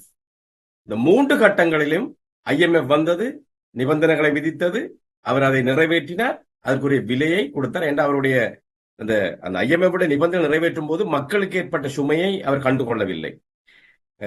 இந்த கட்டத்தில் கடைசியாக இந்த IMF வந்த போது பல விலையேற்றங்கள் இடம்பெற்றன, மின்சார கட்டணங்கள் உயர்த்தப்பட்டன, 8 லட்சம் மக்களுடைய மின்சாரம் துண்டிக்கப்பட்டது, அவர்கள் கட்டணம் செலுத்தவில்லை என்று. 70 லட்சம் மக்கள் வறுமையில் வாடுவதாக தென்படுகின்றது. நீங்கள் சொன்ன வரி விதிப்பு 3,08,333 ரூபாய்க்கு அதிகம் சம்பளம் வரும் அரச தனியார் துறை ஊழியர்களுக்கு 36% வரி விதித்து 3,08,334 ரூபா சம்பளம் பெறும் ஒருவர் 74,999 ரூபாய் வரி செலுத்த வேண்டிய நிலை ஏற்பட்டது. IMF உடைய ஃபார்முலா தான் அது. அந்த விலையை அவர் இப்பொழுது கொடுத்து கொண்டிருக்கிறார். நிச்சயமாக அனுரகுமார் திசாநாயக்க நீங்க சொன்ன மாதிரி வாக்குறுதி கொடுத்திருக்கிறார். இலங்கையில வரி வருமானம் மிக குறைவா இருக்கின்றது. ஆனால் அந்த வரி சுமையை சுமப்பது சாதாரண மக்களும் அரசு ஊழியர்களும் தனியார் துறை ஊழியர்களும். ஆனால் மிக பெருமளவில் பலர் தங்களுடைய வருமானத்தை வெளிப்படுத்தாமல் உழைத்துக் கொண்டிருக்கிறார்கள். அவர் சிரித்துக் கொண்டிருக்கிறார்கள். அவர்கள் வரி கட்டுவது குறைவு அல்லது வரி கட்டுவது இல்லை. ஆகவே இந்த நிலையை மாற்ற வேண்டும். நிச்சயமாக அனுரகுமார் திசாநாயக்க சொன்ன விடயம், நான் உணவுப் பொருட்கள் மீதான வட் வரியை நீக்குவேன் என்று, மருந்து பொருட்கள் மீதான வட் வரியை நீக்குவேன் என்று. உலகத்தில மருந்து பொருட்களுக்கு வரி விதிக்க கூடாது, உயிர் காக்கும் பொருட்களுக்கு வரி விதிக்க கூடாது. நீங்கள் 2015ஆம் ஆண்டு தற்போதைய ஜனாதிபதி பதவிக்கு வந்த போது நோயாளிகள் தனியார் வைத்தியசாலைக்கு சென்ற போது வரி விதிக்கப்பட்டது. வருத்தம் நோய் தீவிரமடையாடைய கட்டணங்கள் கூடினால் அதுக்கு வரி விதிக்கப்பட்டது, பிற்காலத்தில் நீக்கப்பட்டது. ஆகவே அனுரகுமார் திசாநாயக்க அவர்கள் சொல்லும் 2 விடயம் இங்க முக்கியமானது. ஒன்று, மருந்து பொருட்களுக்கான வரியை நீக்குவேன், அது நியாயமான காரணம், அந்த நன்மை மக்களுக்கு நோயாளிகளுக்கு சென்றடைய வேண்டும், அது ஒரு விஷயம். 2வது, நான் சொன்னது போல 70 லட்சம் மக்கள் வறுமையில் வாடுகிறார்கள். உணவுப் பொருட்கள் நிச்சயமாக வரிகள் ஓரளவுக்கு குறைக்கலாம். ஆனால் வரி தளம் விரிவாக்கம் செய்தால், ஒழுங்கான முறையில் செய்தால், எல்லோரும் வரி செலுத்தக்கூடிய நிலைமையை உருவாக்கினால், நீங்கள் சொன்னது போல தொழிற்சார் நிபுணர்கள் மீதான வரி சுமையையும் குறைக்கலாம். ஆனால் அதுக்கு காலம் தேவைப்படும். நான் சொன்னது போல அனுரகுமார் திசாநாயக்க அவர்கள் மிகப்பெரிய பதவியை எடுக்க போகின்றார். அவர் பிரதம மந்திரியாகவும் இருந்தவர் அல்ல, அமைச்சராகவும் ஒரு சில மாதம் காலத்தில் JVP சந்திரிகா மேயர் காலத்தில் இருந்தது. மிக குறுகாலத்தில் அவர்கள் வெளியேறிவிட்டார்கள். அவர்கள் எந்த அவித ஆட்சி பரிபாலன அனுபவம் இல்லாமல் அந்த கட்சி வருகின்றது. பேராசிரியர் அவர்களே, இங்குதான் ஒரு முரண் எழுகின்றது. நீங்கள் குறிப்பிடுகின்ற விடயம் மிக பிரதானமானது. இலங்கையில் இருக்கக்கூடிய மக்களினுடைய மனநிலை, ஏன் வரி கட்டுவது தவறு? குறிப்பாக சொல்ல போனால் மேற்கத்திய நாடுகளில் பல்வேறுபட்ட எத்தனை வேலைகளில் அவர்கள் ஈடுபட்டாலும் அத்துணை வேலைகளுக்கும் அவர்கள் வரி செலுத்த வேண்டும். இலங்கையில் அந்த மனநிலையை இப்போது நீங்கள் குறிப்பிட்டது போன்று 3,36,000க்கு மேற்பட்ட மாத ஊதியம் பெறுகின்றவர்கள் செலுத்துகின்ற வரியை அவர்கள் செலுத்துவதில் ஏன் அவர்கள் இப்படி ஒரு தயவு காட்ட வேண்டும்? இப்படியான ஒரு நல்லதொரு மனநிலைக்குள் வராத பட்சத்தில் இந்த நாடு அப்படி முன்னரும். நீங்கள் குறிப்பிட்டது போன்று 2002ஆம் ஆண்டு சமாதான காலத்தில் ரணில் விக்ரமசிங்க ஒரு முயற்சி எடுத்தார். அதன் பின்னர் அவர் 2002 வருடங்களில் மீண்டும் சந்திரிகாவிடம் ஆட்சியை இழந்தார். அதன் பின்னர் ஒரு முறை முயற்சி செய்தார் 2015, 2019 வரை பயணித்தால் அதிலும் அவர் திரும்பவும் தன்னுடைய நிலையை இழந்தார். இப்போது 2 வருடங்களில் இருப்பாரா அல்லது இழப்பாரா என்பது இப்போது வரைக்கும் முடிவு செய்ய முடியாமல் இருக்கின்றது. இப்படியாக தொடர்ச்சியாக இலங்கை ஒரு முழுமையான ஒரு கட்டமைப்புக்குள் செல்லாமல் பொருளாதாரத்தை சிதைத்துக் கொண்டிருந்த யுத்தம் என்பது பொருளாதாரத்தை சிதைத்தது பெரும்பங்கு வைத்தது. இப்போது அதிகளவான ஊதியம் பெறக்கூடியவர்கள் கூட வரிகளை செலுத்துவதில் வெறுப்படைகின்றார்கள். அனுரகுமார அப்படியாயின் உங்கள் போன்ற பேராசிரியர்கள் அல்லது துறை சார்ந்திருக்கக்கூடிய அனைவருக்கும் அனுரகுமார அந்த வரியை நீக்குவார். அப்படியாயின் எப்படி நாடு முன்னேறும்? வரி நீங்க செல்லுவதில் மிக மிக முக்கியமான விஷயம், யாரும் வரி செலுத்த இயலாது என்று சொல்ல இயலாது, எல்லோரும் வரி செலுத்த வேண்டும். நான் பேசுவது வரி சுமை. நீங்கள் 5 லட்சம் வருமானம் பெறுபவருக்கு கடுமையான வரிச்சுமையை கொடுத்து 5 கோடி ரூபாய் வருமானம் பெறுபவருக்கு வரிச்சுமை மிக குறைவா இருந்தால் அதுதான் நான் தவறு என்று சொல்லுகிறேன் ஒழிய யாரும் வரி செலுத்தக் கூடாது என்று சொல்லுவதில்லை. பேராசிரியர்களே, நீங்கள் குறிப்பிட்ட மிக முக்கியமான கருத்து. அதில் பார்த்தீர்கள் என்றால் நீங்கள் கூறியது போன்று வரி செலுத்துவது பிழை என்பது இங்கு இருக்கக்கூடிய விவாதம் அல்ல. இலங்கையில் இருக்கக்கூடிய, குறிப்பாக சொல்ல போனால் வங்கி ஊழியர்களை எடுத்துக்கொள்வோம். அவர்களிடம் இருக்கக்கூடிய ஆதங்கம், இப்போது இருக்கக்கூடிய அரசானது அதிக அளவில் தங்களிடம் வரிகளை அறவிடுகின்றது. எனவே எங்களுடைய வாக்குகளை நாங்கள் எதிராக பயன்படுத்துவோம். இப்படியான ஒரு மனநிலை வளர்கின்ற போது அந்த உத்தரவாதம் என்பதை கடந்து அனுரகுமார திசாநாயக்க மீது ஒரு நம்பிக்கை வருகின்றது. தங்களை இப்படியான வரி செலுத்துகின்ற அல்லது மேலதிகமாக அரசுக்கு செலுத்துகின்ற நிதியிலிருந்து விடுவிப்பு கிடைக்கும் என்று. அனுரகுமார் அதனை செய்வாரா? செய்ய முற்பட்டால் இலங்கைக்கு அடுத்தது என்ன இடம்பெறும்? இந்த இடத்தில் மிக முக்கியமான விடயத்தை நான் குறிப்பிட விரும்புகிறேன். இலங்கையில் யாரும் வரி முறைமையை நீக்க சொல்லி கேட்கவில்லை. அனுரகுமார் திசாநாயக்க அவர்களும் வரியை நீக்குவேன் என்று எந்த இடத்திலையும் சொல்லவில்லை. மருந்து பொருட்கள் மீதான வரியை நான் இல்லாமல் ஆக்குவேன், உணவுப் பொருட்கள் மீதான வரியை குறைப்பேன், இந்த தனிநபர் மீதான வரியை குறைப்பேன் என்றான் சொல்லியிருக்கிறார்கள். ஏன்னா அதை மக்கள் ஏற்றுக்கொள்ளவில்லை. அதாவது தற்போதைய அரசாங்கம் விதித்த 36% வரியை வைத்தியர்கள், பொறியியலாளர்கள், அதே போல பல்கலைக்கழக பேராசிரியர்கள் மீது விதித்த 36% வரியை, இது கனடா, டென்மார்க் போன்ற மேற்குலக நாடுகளுக்கு ஈடான வரி. அந்த நாட்டு வருமானம் வேற, இந்த நாட்டு வருமானம் வேற. நான் இன்னொரு விடயத்தை குறிப்பிடுகிறேன். நான் பேசுவது வரிச்சுமை. வரிச்சுமை சமனாக இருக்க வேண்டும். நீங்கள் 5 லட்சம் உழைத்தால் அதுக்கேற்ற மாதிரி வரி கட்ட வேண்டும், 50 கோடி உழைத்தால் அதுக்கேற்ற மாதிரி வரி செலுத்த வேண்டும். அந்த முறைமை இங்கே இல்லை. கண்ணுக்கு தெரிபவர்கள் மீது தாறுமாறாக வரி விதிக்கும் போதுதான் அவர்கள் பாதிக்கப்பட்டிருக்கிறார்கள். நான் இந்தியாவை உங்களுக்கு உதாரணம் காட்ட விரும்புகிறேன். அண்மையில் நான் இந்தியாவுக்கு சென்று வந்தேன். என்னுடைய நண்பரின் மனைவி ஆரம்ப நிலை ஆசிரியராக இருக்கின்றார். அவருடைய சம்பளம் இந்தியா ரூபாயில் 60,000, இலங்கை காசுக்கு 2,40,000. பல்கலைக்கழக பேராசிரியர் என்னிடம் கூறினார், அவருடைய சம்பளம் 3,75,000, இலங்கை காசுக்கு 12 லட்சத்தை தாண்டுகின்றது.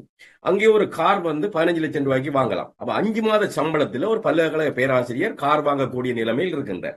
இலங்கையில 5 வருஷம் உழைத்து கூட ஒரு வைத்தியரால, ஒரு பொறியியலாளரால, ஒரு பல்கலைக்கழக விரிவுரையாளரால கார் வாங்க இயலாது, 5 வருஷம் உழைத்தும். ஆகவே பலர் இங்கே கடன்பட்டு கார் வாங்கி இருக்கிறார்கள், வீடு வாங்கி இருக்கிறார்கள். ஆகவே அவர்கள் மீது 3,33,800 ரூபாய் சற்று அதிகமாக உழைப்பவர்கள் மீது நீங்கள் 75,000 ரூபாய் வரி செலுத்தும் கேட்டால் அவர்கள் எப்படி கடனை கட்டுவது? இந்த ஆதங்கம் தான் பிரச்சனையை ஒழிய இலங்கையில் யாரும் தப்பாக இங்கே கூறுகிறார்கள். பலர் வரி செலுத்த தயங்குகிறார்கள், மாட்டேன் என்று சொல்லுகிறார்கள். அப்படி யாரும் சொல்லவில்லை. இப்ப இந்த தொழிற்சாலை நிபுணர்கள் மீது இந்த தற்போதைய அரசாங்கம் ஒரு 25% வரியை சுமத்தி இருந்தால் பலரும் அதை ஏற்றிருப்பார்கள். இந்த அரசாங்கத்தின் மீது வெறுப்பு கொண்டிருக்க மாட்டார்கள். IMF இலங்கையை ஒரு கேஸ் ஸ்டடியாக, ஒரு விடயதானமாக பயன்படுத்தி இன்று இருந்த அரசாங்கத்தை வீட்டுக்கு அனுப்புற வேலையை IMF செய்திருக்கு. ஆகவே IMF கையாண்ட விதம் தவறானது. IMF கால அவகாசம் கேட்டிருக்க வேண்டும், அதை செய்யவில்லை. அதுக்கு ஒரு விலையை பாருங்கள். நீங்கள் எந்தவித சீர்திருத்தம் செய்தாலும் மக்களுடைய ஆணை இருக்க வேண்டும். JR ஜெயவர்தன செய்தார், மக்களுடைய ஆணை இருந்தது. பிரேமதாச செய்தார், மக்களுடைய ஆணை இருந்தது. மக்களுடைய ஆணை இல்லாமல் நீங்க எந்த சீர்திருத்தம், இப்படியான ஒரு விபரீதத்தை ரணில் விக்ரமசிங்க அவர்கள் அறியவில்லையா? அல்லது அவர் இதற்கு மேல் IMF-ஓடு விடயங்களை கதைக்க முடியாது, அல்லது சர்வதேச நாணய நிதியம் இதற்கு மேல் நாங்கள் கட்டுப்பாடுகளை விதித்தால் பணத்தினை வழங்காது என்கின்ற ஒரு மனநிலையில் இருந்தார்? இதில் ஒரு முக்கியமான விடயத்தை நீங்கள் கவனிக்க வேண்டும்.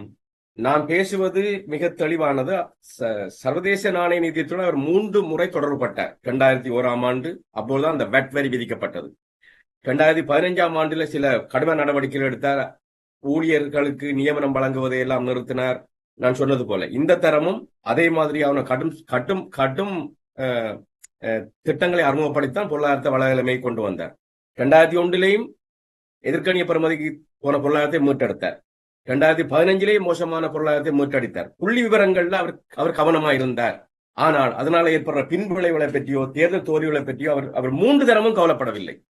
அது அவருடைய தனிப்பட்ட அரசியலை பாதித்திருக்கின்றது. என்னை பொறுத்தவரையில் IMF உடன் பேசும் பொழுது சரியான நிபுணர்களை நியமித்து கால அவகாசம் பெற்றிருக்க வேண்டும். மிக கடுமையான நிபந்தனைகளை ஏற்றுக்கொண்டிருக்க கூடாது, கால அவகாசம் பெற்றிருக்க வேண்டும். அதை செய்ய தவறினார். 3 தடவும் அதை தவறினார். விளைவு தேர்தல் தோல்வியை கொடுத்திருக்கின்றது. நேரு குணரட்னம் அவர்களை நீங்கள் பார்த்தீர்கள் என்றால், இலங்கையில் இருக்கக்கூடிய தேர்தல்கள் ஒரு புறம் இருக்க, குறிப்பாக இலங்கையினுடைய பொருளாதார பின்னடைவினுடைய மூல காரணமாக இருப்பது யுத்தம். அதற்கப்பால் புலம்பெயர்ந்திருக்கக்கூடிய ஈழத்தமிழர்களை முறையான வகையில் அங்கு இருக்கக்கூடிய அரசுகள் பயன்படுத்தவில்லை அல்லது அவர்களோடு உரையாடவில்லை என்கின்ற ஒரு குற்றச்சாட்டு இருக்கின்றது. ஆனாலும் கூட இன்னும் ஒரு கருத்தும் அதன் பின்னால் இருக்கின்றது. புலம்பெயர்ந்திருக்கக்கூடிய அமைப்புகள் இலங்கை அரசோடு பேசுகின்றார்கள், அவர்களை சந்திக்கின்றார்கள், அவர்களோட கருத்துக்களை பரிமாறுகிறார்கள் என்றெல்லாம் கூறப்படுகின்றது. 2 தளங்களில் கருத்துக்கள் தேங்கி நிற்கின்றன. ஒரு புறம் புலம்பெயர்ந்த முதலீட்டாளர்களை ஊக்குவிக்கவில்லை, அவர்களுடைய முதலீடுகளை உள்ளீர்க்கவில்லை என்கின்ற ஒரு கருத்து பொதுவாக இருக்கின்ற போது, புலம்பெயர்ந்திருக்கக்கூடிய அமைப்புகளோடு பேசிக் கொண்டிருக்கின்றோம் என்று இலங்கை அரசு கூறுகின்றது. ஆனால் புலம்பெயர்ந்திருக்கக்கூடிய முதலீட்டாளர்கள் முறையான வகையில் தங்களுடைய முதலீடுகளை இலங்கைக்குள் செலுத்துவதில் இன்று வரையும் சற்று தயங்குகின்ற நிலையில் இருக்கின்றார்கள். அப்படியாயின் இலங்கை அரசோடு புலம்பெயர்ந்திருக்கக்கூடிய பேசுகின்ற அமைப்பு யார்? ஹிமாலய பிரகடனம் வரை சென்றிருக்கின்றார்கள், பேசியிருக்கின்றார்கள். உங்களுடைய பார்வை எப்படி இருக்கு? அதுக்கு முதல் என்ன தேர்தல் முடிவுகள் வந்து கொண்டிருக்கின்ற பொழுது அதை பற்றி பேசாமல் போறது சரியில்லை. அதாவது நான் என்றால் வரும் எண்ணிக்கைகளை அறிவிப்பது கேட்டுக்கொண்டிருக்கிற மக்களுக்கு இந்த முடிவுகளுடைய அர்த்தத்தை கொடுக்காது. அதனால சில விஷயங்களை சொல்லிடுறேன். யாழ் மாவட்டத்துல 2 முடிவுகள் இதுவரை வந்திருக்கு. நான் நல்லூரை பற்றி பேசினோம். பொது வேட்பாளர் முதலிடத்துக்கு வந்தது. இதற்கு பின்னர் யாழ் தொகுதிக்கான முடிவுகளும் வந்திருக்கிறது. 2 தொகுதி யாழ் மாவட்டத்தில் 2 தொகுதிகளுக்கான முடிவுகள் வந்துவிட்டன. 2 தொகுதிகளிலும் பொது வேட்பாளர் தான் முதலிடத்துக்கு வந்திருக்கிறார். அதே ஒரு தொகுதிகளில் இப்பொழுது 2 தொகுதிகளில் பொது வேட்பாளர் முதலிடத்தில் இருக்கிறார். இதை கடந்து இன்னொன்று இருக்கிறது. தமிழ் பகுதிகளில் வரக்கூடிய தேர்தல் முடிவுகள் ஒரு செய்தியை சொல்லி நிற்பதையும் பார்க்கலாம். அது நல்லூராக இருக்கட்டும், யாழ்ப்பாணமாக இருக்கட்டும், 2 தொகுதிகளையும் பார்த்தால் மூவருக்கும் கிட்டத்தட்ட நெருங்கிய வாக்கு. இறுதியாக வந்த யாழ் தொகுதியில மூவரை பார்த்தாலும் பொது வேட்பாளர் முதலிடத்தில் இருந்தாலும் 2ஆம் இடத்தில் வந்த சஜிதா இருக்கட்டும், 3ஆம் இடத்தில் இருக்கக்கூடிய ரணிலா இருக்கட்டும், மூவருக்கும் விழுந்த வாக்குகள் 7,000. அவை இந்த தமிழ் மக்களிடையே ஒரு தெளிவான கருத்தியலில் சவால் இருக்கிறது என்பதை இந்த தேர்தல் சொல்லி காட்டுகிறது. இது தமிழ் மக்களுக்கான ஒரு செய்தியையும் சொல்லி காட்டுகிறது. தமிழ் மக்கள் விடயத்தில் இருக்க இதே குழப்பத்தை சிங்கள பகுதியில் நாங்கள் பார்க்கவில்லை. சிங்கள பகுதிகளில் அளிக்கின்ற வாக்குகளில் ஒரு தெளிவான வாக்கு பதிவு இருக்கிறது. ஆனால் அது தமிழ் பகுதிகளில் அமையவில்லை. இது தமிழ் மக்களுக்கு இந்த தேர்தலை கடந்திருக்கக்கூடிய அவர்களுக்கான முன்னெடுப்பு குறித்த ஒரு செய்தியை தெளிவாக சொல்லி நிற்கிறது. அவர்கள் தங்களுடைய கருத்தியல் சம்பந்தமாகவும் தங்களுடைய முன்னெடுப்புகள் சம்பந்தமாகவும் நிறைய பயணிக்க வேண்டி இருக்கிறது என்பதை இந்த தேர்தல் முடிவுகள் இதுவரை சுட்டி காட்டுகிறது. இன்னொன்று இருக்கிறது. இப்பொழுது முதலிடத்தில் இருக்கக்கூடிய இப்பொழுது சிங்கள பகுதிகளில் இருக்க மாவட்டங்களில் இருக்கக்கூடிய தொகுதிகளுக்கான முடிவுகளும் வேற ஆரம்பித்து விட்டன. இந்த முடிவுகளில் எல்லாத்திலும் அதிலும் குறிப்பாக கம்பகாவில் வந்திருக்கக்கூடிய தபால் மூல வாக்குகளில் கொழும்பை விட அதிகரித்த 65% வாக்கை அனுரா பெற்றிருப்பது என்பது அனுரா, அதாவது 2 முக்கியமான மாவட்டங்கள் இலங்கையில் பார்க்கப்பட வேண்டியது. ஒன்று கொழும்பு, அடுத்தது கம்பகா. ஏன்னா 2 மாவட்டங்களுமே 25% மக்கள் தொகையை கொண்ட மாவட்டங்கள் சேர்த்தா. இது 2லும் அவர் 60% கடந்து பெற்றிருப்பது என்பது ஒரு ஏனைய முடிவுகள் வருகின்ற பொழுது என்ன முடிவை நோக்கி நாங்கள் செல்ல போகிறோம் என்பதை அது காட்டி நிற்கும். இன்னொன்று இருக்கிறது. குறிப்பாக 2 மாவட்டங்களில் இவர் பொதுவாக சறுக்குகின்ற மாவட்டங்கள் நுரேலியாவும் பதுளையும். இப்ப பதுளையில் கூட பதுளைக்கான தேர்தல் முடிவு வந்திருக்கிறது. இந்த இடங்களிலும் கூட அனுராவனுடைய முதன்மை இடத்தை இந்த பதுளையிலும் கூட பார்க்கக்கூடியதாக இருக்கிறது. இன்னொன்று இருக்கிறது. இப்ப தமிழ் மாவட்டங்களிலும் கூட ஒரு செய்தி இருக்கிறது. அனுரா சார்ந்திருக்கக்கூடிய செய்தி. அனுர திசநாயக்கா கடந்த முறை யாழ் மாவட்டத்தில் பெற்ற வாக்குகளே, மொத்தமாக பெற்ற வாக்குகளே 1300 தான் யாழ் மாவட்டத்தில். ஆனால் இப்பொழுது ஒவ்வொரு தொகுதியிலுமே அவர் 2000க்கு மேல் குறையாமல் 3 முடிவுகளும் யாழ் மாவட்டத்தில் பெற்றிருப்பது என்பது தமிழ் பகுதிகளில் இருக்கக்கூடிய இளையவர்கள் மத்தியிலும் கூட ஒரு மாற்றத்துக்கான தெரிவாக அனுராவை பார்த்ததனுடைய ஒரு வழிபாட்டை இங்கு காணக்கூடியதாக இருக்கிறது. இதே போன்றுதான் அவர் மட்டக்களப்பு மாவட்டத்தில் மொத்தமாக மாவட்டம் முழுமையாக பெற்ற வாக்குகளே போன முறை 2300 தான். இப்பொழுது போஸ்டல் ஓட்லேயே அதுக்கு மேலதிகமாக பெற்றிருக்கக்கூடிய இதை பார்க்கலாம். அதே போன்று வன்னி மாவட்டத்தில் அவர் மொத்தமாக பெற்றதே 1150 தான். இதுதான் அவருக்கு கடந்த முறை 2019 தமிழ் மாவட்டங்களில் கிடைத்த மொத்த வாக்குகள். அப்ப இதெல்லாம் ஒரு செய்தியை காட்டுகிறேன்னு சொன்னால், தமிழ் இளையவர்களிடம் கூட இந்த மாற்றத்தை அவர்கள் விரும்புகிறார்கள். ஆனா அதற்கான ஒரு தலைமைத்துவத்தையும் அல்லது அதற்கான பொறிமுறையையும் தமிழர்களிடம் அவர்கள் காணாத இடத்தில் ஒரு பகுதியினர் அதை இன்னொரு சிங்கள தலைமையோடாக பார்க்க முனைகிறார்கள். இதெல்லாம் தமிழர்களுக்கு ஒரு செய்தியை சொல்லி நிற்கிறது. தமிழர்களுக்கு அவருடைய பணியில் அவர்கள் பயணிக்க வேண்டிய தூரம் நிறைய இருக்கிறது, நிறைய விவகாரங்கள் இருக்கிறது. இந்த விவகாரங்கள் குறித்து தமிழர்கள் இந்த தேர்தலுக்கு பின்னான காலத்தில் அதீத கவனம் செலுத்தவில்லை என்றால் இந்த எண்ணிக்கைகள் தமிழுடைய கோப்புக்கு எதிராக செல்லக்கூடிய வாய்ப்புகளை அது கொடுத்துவிடும். அவை இந்த விடயங்களில் இந்த தேர்தல் முடிவுகள் பல விடயங்களை தமிழர்களுக்கு கோடிட்டு காட்டிக் கொண்டு வருகிறது. இவற்றையெல்லாம் தமிழர்கள் எடுத்துக்கொள்வதும் நீங்கள் கூறுகின்ற அந்த கருத்தில் தமிழர் பகுதிகளில் இந்த தேர்தல் காலங்களில் வைக்கப்பட்ட குற்றச்சாட்டு வடக்கு கிழக்கை பிரிப்பதில் முன்னோடியாகவும் அந்த வழக்கு தொடுநர் தரப்பாகவும் மக்கள் விடுதலை முன்னணி இருந்தார்கள். அந்த காலப்பகுதியில் அந்த வழக்கினை தொடுத்தவர் விமல் வீரவன்ச. அங்கேதான் இவரும் இருந்தார். குறிப்பாக சொல்ல போனால் அனுரகுமார திசாநாயக் இருந்தார். அதன் பின்னர் இன்னும் ஒரு கருத்து முன்வைக்கப்பட்டது. யுத்த காலங்களில் நாடாளுமன்றத்தில் நிறைவேற்றப்பட்ட பாதுகாப்பு தொடர்பான அனைத்து சட்ட மூலங்களை நிறைவேற்றுவதில் முன்னணியில் இருந்தது மக்கள் விடுதலை முன்னணி. அதற்கு முப்பால் சிங்கள அதிகளவான இளைஞர்களை இராணுவத்தில் இணைத்து யுத்த களமுனைக்கு அனுப்பியதும் இதே மக்கள் விடுதலை முன்னணி என்கின்ற குற்றச்சாட்டு தேர்தல் காலங்களில் வடக்கு கிழக்கில் முன்வைக்கப்பட்டது. அப்படி இருக்கின்ற போது அவற்றையெல்லாம் கடந்து இப்படியான வாக்களிப்பு வீதம் நடக்கின்றது என்று சொன்னால் நீங்கள் எப்படி பார்க்கிறீர்கள்? இதுல ஒரு விடயத்தை நாங்கள் பார்த்துக் கொள்ளலாம். இப்பொழுது இந்தியாவோ சரி, இதில் சர்வதேச சட்டையில பார்க்கக்கூடிய அமெரிக்காவோ சரி, இந்தியாவோ சரி, அனுரகுமார திசாநாயக்காவை ஒரு காலத்தில் கையாண்டன. என்று சொன்னால் அனுரகுமாராவை பயன்படுத்தித்தான் கோத்தா வீட்டுக்கு அனுப்பப்பட்டார். ஏனென்றால் அந்த நேரத்தில் அறகலை போராட்டத்தின் பொழுது, போராட்டத்துக்கு முன்னரும் போராட்டத்துக்கு பின்னரும் அனுரகுமாராவை சந்தித்த முக்கியமான அவர் ஜூலியா சக். முன்னரும் சந்தித்தார், பின்னரும் சந்தித்தார். அதற்கு பின்னர் அமெரிக்காவுடைய கதவு அவருக்கு அக்டோபர் மாதத்தில் திறந்து விடப்பட்டது.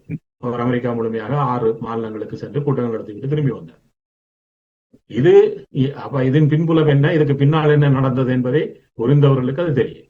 அதுக்கு பின்னர் அமெரிக்கா தனியை கையாள அனுமதிப்பதாண்டு இந்தியா கூப்பிட்டு வெளிவாரத்துறை அமைச்சரிலிருந்து குஜராத்துக்கு இருக்கக்கூடிய முதல்வரை சந்திக்கும் வரை இந்தியா அனுமதித்தது. ஆனால் ஆட்சி என்று வருகின்ற பொழுது கடைசியாக ஓடியவர்களும் இந்த 2 தரப்பினரும் தான். அனுரகுமாராவை எவ்வாறு தடுத்து விடலாம் என்று பார்க்க முடிந்தார்கள். ஆனால் அது முடியாமல் போயிருக்கிறது. ஏன் காரணம்? ஏனென்றால் ஒரு வேட்பாளருக்கு இத்தனை கோடிகளே 1000 கோடிகளை கடந்து இந்த தேர்தல் காலத்தில் செலவழிக்கலாம் என்பதை தேர்தல் திணைக்களமே ஏற்றுக்கொண்டிருக்கிறது. அதுக்கு பின்னர் செலவழித்ததில் நாங்கள் எவ்வளவு காசு கொடுத்தோம் ஒவ்வொருவருக்கும் என்பது இந்த நாடுகளுக்கும் தெரியும். ஆனால் அனுரகுமார திசாநாயக்கா தரப்பினால் அதீதமாக பணம் செலவிடப்பட்டது. அப்ப அந்த பணத்தை யார் கொடுத்தவர்கள்? நாங்கள் கொடுக்காட்டல் என்றால் இவருக்கு புரியும். அதனால் இந்த முடிவில் தாக்கம் செலுத்த முனைந்தார். ஆனால் அது அவர்களால் வெற்றி பெற முடியாமல் போனதனுடைய வெளிப்பாடை இந்த தேர்தல் காட்டியிருக்கிறது. இப்ப இதெல்லாம் என்ன செய்தியை சொல்லுகிறேன்னு சொன்னால், இப்பொழுது இந்து சமுத்திரம் உலக வல்லரசுகளுடைய ஒரு சதுரங்க வேட்டையினுடைய களம். அது பொருளாதாரமாக இருக்கட்டும், அரசியலாக இருக்கலாம், இராணுவமாக இருக்கட்டும், அனைத்து தரப்புகளினுடைய களமாக மாறியிருக்கிறது. இதில் எவ்வளவு லாபகமாக எங்களுடைய காய்களை நகர்த்துவது, இந்த சதுரங்க விளையாட்டில் நான் எவ்வாறு ஒரு பங்காளியாக இருப்பது என்பதற்கு மற்றவர்கள் முனைகிறார்கள். இப்பொழுது தமிழர் தரப்பில் இருக்கக்கூடிய விடயம் என்று சொன்னால், தமிழர் தரப்பும் பகடக்காய்களாக பந்தாடப்படுகின்ற பொழுது அதிலிருந்து மீண்டெழுந்து நாங்களும் ஒரு பங்காளி தான் இந்த விளையாட்டில் என்பதை நிலைநிறுத்த வேண்டியது தமிழர் தரப்பு தான். தமிழர் தரப்பு அதற்காக மற்றவர் மீது குறை கொண்டிருப்பதால் எதுவும் மாறமாது. அப்ப தமிழர் தரப்பு என்ன செய்ய வேண்டும்? எங்களுக்கு இடைஞ்சல் இருக்கிறது, எங்களுக்கும் குறைகள் இருக்கிறது. இவற்றை கடந்து பயணிப்பதற்கு தமிழர் தரப்பு முனையவில்லை என்று சொன்னால் தமிழர் தரப்பு இதே நிலையில் தான் இருந்து கொள்ளும். அதை பந்தாடுவதற்கு சிங்கள தலைவர்கள் பின்னிப்பார்களா? இல்லை. இப்பொழுது இன்னொன்றை பாருங்கள். அனுரகுமாரா ஒரு கணக்கை போட்டார். அவருடைய திட்டமிடலை நான் வியந்து பார்க்கிறேன்னு சொன்னால், பல விடயங்களை அவர்கள் சரியாக திட்டமிட்டார். நேரு அவர்களை நீங்கள் குறிப்பிட்டு பல விடயங்களை குறிப்பிட்டீர்கள். ஆனாலும் கூட இப்போது இருக்கக்கூடிய சூழ்நிலை என்பது சற்று வேறுபட்டிருக்கின்றது. குறிப்பாக பார்த்தீர்கள் என்றால் அதாவது தேர்தல் கள நிலவரம் என்பது மாறுபட்டு சென்று கொண்டிருக்கின்றது. உங்களுக்கு தெரியும், கடந்த 2019 ஆண்டு காலப்பகுதியிலும் கூட இவ்வாறான ஒரு பெரியதொரு வெற்றி வாய்ப்பு அல்லது பெரியதொரு மாற்றத்தை நோக்கியே தென்னிலங்கை மக்கள் நகர்த்தி இருந்தார்கள். ஆனால் அந்த நகர்வு என்பது சில வேறுபட்ட காரணங்களால் மீண்டும் ஒரு குழப்பத்துக்குள்ளானது. இப்போது உங்களுடைய பார்வையில் ஒப்பீட்டளவில் அனுரகுமார திசாநாயக்க, கோட்டாபாய ராஜபக்ச இருவருக்கிடையில் இருந்த வேறுபாடுகளும் இவர்களால் அதனை முன்னகர்த்த முடியும் என்று நீங்கள் கருதுகிறீர்கள்? இப்பொழுது முதலாவது வரக்கூடிய சவால்களில் ஒன்று, மூவரை ராணுவ தரப்பிலிருந்து நீக்கியாக வேண்டும். இவர்கள் தங்களை தக்க வைக்க வேண்டும். கோத்தபாயாவை ராணுவ தரப்பிலிருந்து அவரை நீக்கி ரணிலை அந்த ஆட்சி பீடத்தை அமர்த்துவதற்கு அமெரிக்கா மூவரை கையாண்டது. ஒன்று முப்படை தளபதி சுவேந்து டி சில்வா, இரண்டாவது பாதுகாப்பு செயலாளர் கமல் குணரட்ன, நான்காவது புலனாய்வுத்துறை தளபதி சுரேஷ் சலி. இவர் மூவர்களையும் கோத்தபயா நம்பினர். இந்த மூவரையும் அமெரிக்கா தன்னகப்படுத்தி கையாண்டதன் விளைவு அதை வெற்றி பெற்றது.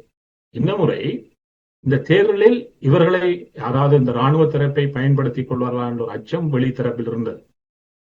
ரணில் அதனூடாக தான் விரும்பியதை சாதிப்பார்.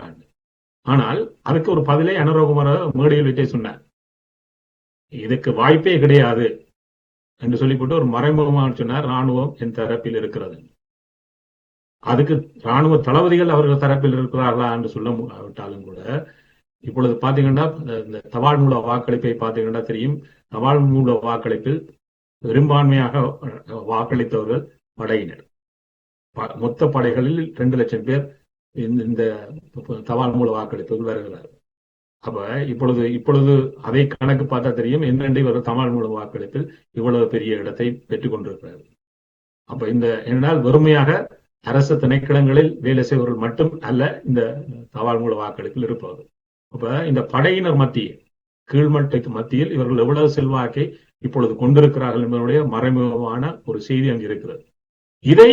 இதற்கு சவாலாக இருப்ப போது இந்த தலைமைத்துவ பதவியில் இருப்பவர் இந்த மூவரையும் ஏற்கனவே இப்பொழுது அமெரிக்கா இவர்களை கையாளுகிறது என்று தெரிந்தது என்பதுதான் இந்தியா சுதந்திர சொல்லாகி கொண்டு ஒரு தனிநபர் விமானத்தில் ஏற்றி ஊர் சுத்தி காட்டியது. சுரேஷ் அலி ஏற்கனவே அவர்களுடைய கையில் இருக்கு. ஆகவே இதை புரிந்து கொண்டவர்களாக இவர்கள் இருப்பார்கள்னா இந்த மூவருடைய மாற்றத்தையும் விரைவில் நாங்கள் எதிர்பார்க்கலாம். ஏனால் செயலாளர்களை, அமைச்சினுடைய செயலாளர்களை மாற்றுகின்ற பொறுப்பு ஜனாதிபதிக்கு இலகுவாக இருக்கிறது. ஆனால் தளபதிகளை மாற்றுகின்றது ஒரு சவால் நிறைந்தது. ஆனால் அதை செய்யலாம். ஏன்னா சுரேஷ் அலி ஒரு நாளும் ஒரு ராணுவ தளபதி, ஒரு ராணுவ புலனாய்வு பொறுப்பாளர் ஒரு நாளும் தேசிய பொறுப்பாளராக நியமித்ததே கிடையாது. ஆனால் சுரேஷ் அலி அதுக்கு விதிவிலக்காக அமைந்தது.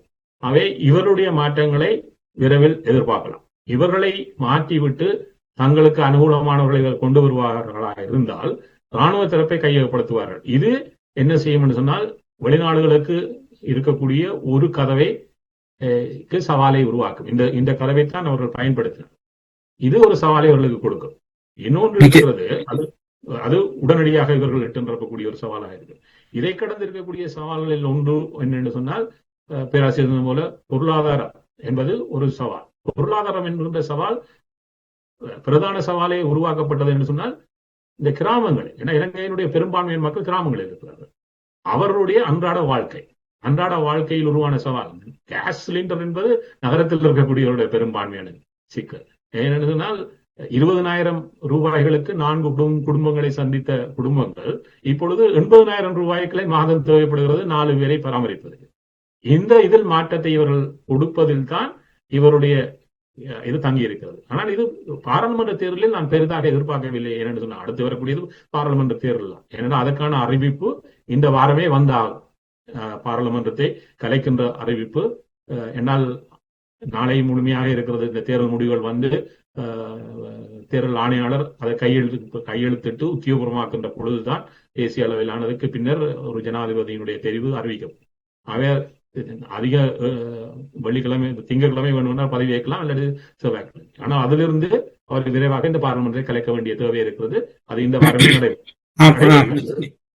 அடுத்து வரக்கூடிய ஒரு சவால் என்று சொன்னால் பாராளுமன்ற தேர்தலில் ஒன்றை நாங்கள் பார்க்கலாம். யார் ஜனாதிபதியாக வருகிறாரோ அவர் ஜனாதிபதியாக வந்தது ஒரு பெற்ற பெர்சன்டேஜிலும் பார்க்க, சதவீதத்திலும் பார்க்க அந்த கட்சி அதிகரித்த சதவீதத்தை பாராளுமன்றத்தில் பெற்றிருக்கிறது. ஆகவே அது அவர்கள் 50% பெற்றால் ஒரு 55, 59% 60 நோக்கி இவர்களால் பாராளுமன்றத்தில் பெற முடியும். அது என்னத்தை தரும் என்றால் ஒரு சாதாரண, இப்ப நாங்கள் எல்லாரும் எதிர்பார்த்து நாங்கள் அடுத்து வரக்கூடிய பாராளுமன்றம் மிக மோசமான பாராளுமன்றமாக இருக்கும், பல துண்டுகளுடைய பிரிவாக இருக்கும் என்று. இப்பொழுது இது காட்டிக் கொண்டிருக்குன்னு சொன்னால் இவர் 50% பெற்ற ஆட்சி அமைத்து விடுவார்களாக இருந்தால் இது இவர்களுக்கு ஒரு பெரும்பான்மை ஆட்சியை பாராளுமன்றத்தில் கொடுத்துவிடும். ஏன்னா உடனடியான தேர்தல், மக்களுக்கு சிந்திக்கிறதுக்கே நேரம் இருக்காது. அப்ப இந்த வெற்றியில் தோல்வி அடைந்தவர்கள் பின்தங்கி செல்ல, வெற்றி அடைந்தவர்களுக்கான ஊக்கமும் அவருடைய ஆதரித்தின்றவர்களுக்கான ஊக்கமும் பாராளுமன்ற தேர்தலில் வெளிப்படும். அது ஒரு வீரவாசக பிரதிநிதித்துவத்தில் பெரும்பான்மையை கொடுக்காது, ஆனால் சாதாரண பெரும்பான்மையை கொடுத்துவிடும். அது நீங்கள் குறிப்பிடுகின்ற இந்த காரணங்களோடு இன்னும் எங்களுக்கு நிகழ்வுக்கான ஒரு குறிப்பிட்ட நேரம் இருப்பதனால் மிகவும் சுருக்கமாக இந்த நிகழ்வுகளை முடித்துக் கொள்ள வேண்டியிருக்கிறது. நேர்கள் கிட்டத்தட்ட 200க்கும் மேற்பட்ட நேர்கள் உங்களோடு உரையாடுவதற்காக முயற்சி செய்தார்கள். அவற்றை சூழ்நிலை கருதி உங்கள் மூவருடைய கருத்துக்கள் வெளியில் செல்ல வேண்டும் என்பதனால் அந்த கருத்துக்களை கூட உள்வாங்க முடியாத ஒரு துப்பாக்கிய நிலை இருக்கின்றது என்று சொன்னால் எங்களுக்கு வழங்கப்பட்ட நேரம் மிகவும் சொற்பமாக இருப்பதனால் அவற்றை கூட உள்வாங்க முடியாமல் இருக்கின்றது. திவாகரன் அவர்களை நீண்ட நேரமாக காத்திருக்கின்றீர்கள். இந்த முடிவுகள் வந்து கொண்டிருக்கின்றன. திரு நேரு அவர்கள் குறிப்பிட்டது போன்று முடிவுகளுடைய தன்மை என்பது இப்போது சற்று மாறுபட்டு அல்லது அதற்கான எடுத்துக்காட்டுகள் மிக தெளிவாக தென்பட்டுக் கொண்டிருக்கின்றன. இந்தியா இதனை கையாள முற்படுமா அல்லது அமைதியாக இருந்து பொறுமை காக்கும்? இந்தியாவை பொறுத்தளவில் கடந்த ஜனாதிபதி உள்ளக தேர்தலிலும் அது தன்னுடைய செல்வாக்கை பயன்படுத்த முற்பட்டது. ஆனால் அதில் தோல்வி கண்டது. இப்போதும் அது தோல்வி கண்டிருக்கிறது. அதாவது இலங்கையினுடைய அரசியல் போக்கை பற்றி இந்தியர்களால் சரியாக கணிக்க முடியவில்லை என்பதுதான் இங்கே உள்ள உண்மை. ஆகவே அவர்கள் இந்தியா தன்னுடைய அண்டை நாடுகளில் எல்லாவற்றிலும் தோற்றுக் கொண்டவர்களுடைய ஒரு தொடர்ச்சியாக இலங்கையிலும் அது இந்த முறையும் தோற்றிருக்கிறது. ஆகவே இந்த தோல்விகளிலிருந்து அவர்கள் பாடங்களை கற்றுக்கொள்வார்களா அல்லது இந்தியாவுடைய அந்த ராஜதந்திர நடைமுறை என்பது அது தொடர்ந்து ஒரே போக்கிலே இருப்பதனால் இதிலும் அவர்கள் தொடர்ந்து அவ்வாறான ஒரு போக்கை கடைபிடிப்பார்கள். ஆனால் அனுரகுமாரா எடுக்கின்ற முடிவுகளில் இருந்துதான் அது மாறுபடக்கூடிய வாய்ப்புகள் இருக்கும். ஆனால் அனுரகுமார திசாநாயக்க இப்போது இருக்கிற அரசியல்வாதிகள் போன்றே அவர் தொடர்ந்து செயற்படுவாராக இருந்தால் இந்தியா இதில் ஒரு மெத்தன போக்கையை கடைபிடிக்கக்கூடிய சூழல் இருக்கும். ஏனென்றால் இந்தியாவுடைய உள்ளக பிரச்சனைகளே அவர்கள் சிக்கி தவிக்கிறார்கள். ஆகவே இங்க இலங்கை விவகாரத்தில் பெரிய அளவில் அவர்கள் மாற்றத்தை ஏற்படுத்துவதற்கான வாய்ப்புகள் குறைவாகவே இருக்கும் என நான் கருதுகிறேன். மிகவும் பெருமதியான நேரத்தில் பல்வேறுபட்ட கருத்துக்களை எமது ஊடகத்தினூடாக வெளிப்படுத்தியமைக்காக, குறிப்பாக புலம்பெயர்ந்திருக்கக்கூடிய நாடுகள் அதே போன்று இலங்கையிலிருந்து இன்றைய நிகழ்வில் கலந்து கொண்டு நிகழ்வினை சிறப்பித்த இலங்கையிலிருந்து நம்மோடு இணைந்து கொண்டிருந்த கொழும்பு பல்கலைக்கழகத்தின் பொருளியல் துறையின் சிரேஷ்ட பேராசிரியர் கோபாலப்பிள்ளை அமிர்தலிங்கம் அவர்களுக்கும், கனடாவிலிருந்து இன்றைய நிகழ்வில் கலந்து சிறப்பித்த கனடாவில் இருக்கக்கூடிய அரசியல் ஆய்வாளர் நேரு குணரட்னம் அவர்களுக்கும், பிரித்தானியாவிலிருந்து நம்மோடு இணைந்து கொண்ட அரசியல் ஆய்வாளர் திவாகரன் அவர்களுக்கும் தமது ஊடகத்தின் சார்பில் சிறப்பு நன்றிகளை கூறி உங்கள் அனைவரிடமிருந்தும் விடைபெற்றுக் கொள்கிறோம். நன்றி, வணக்கம். நன்றி.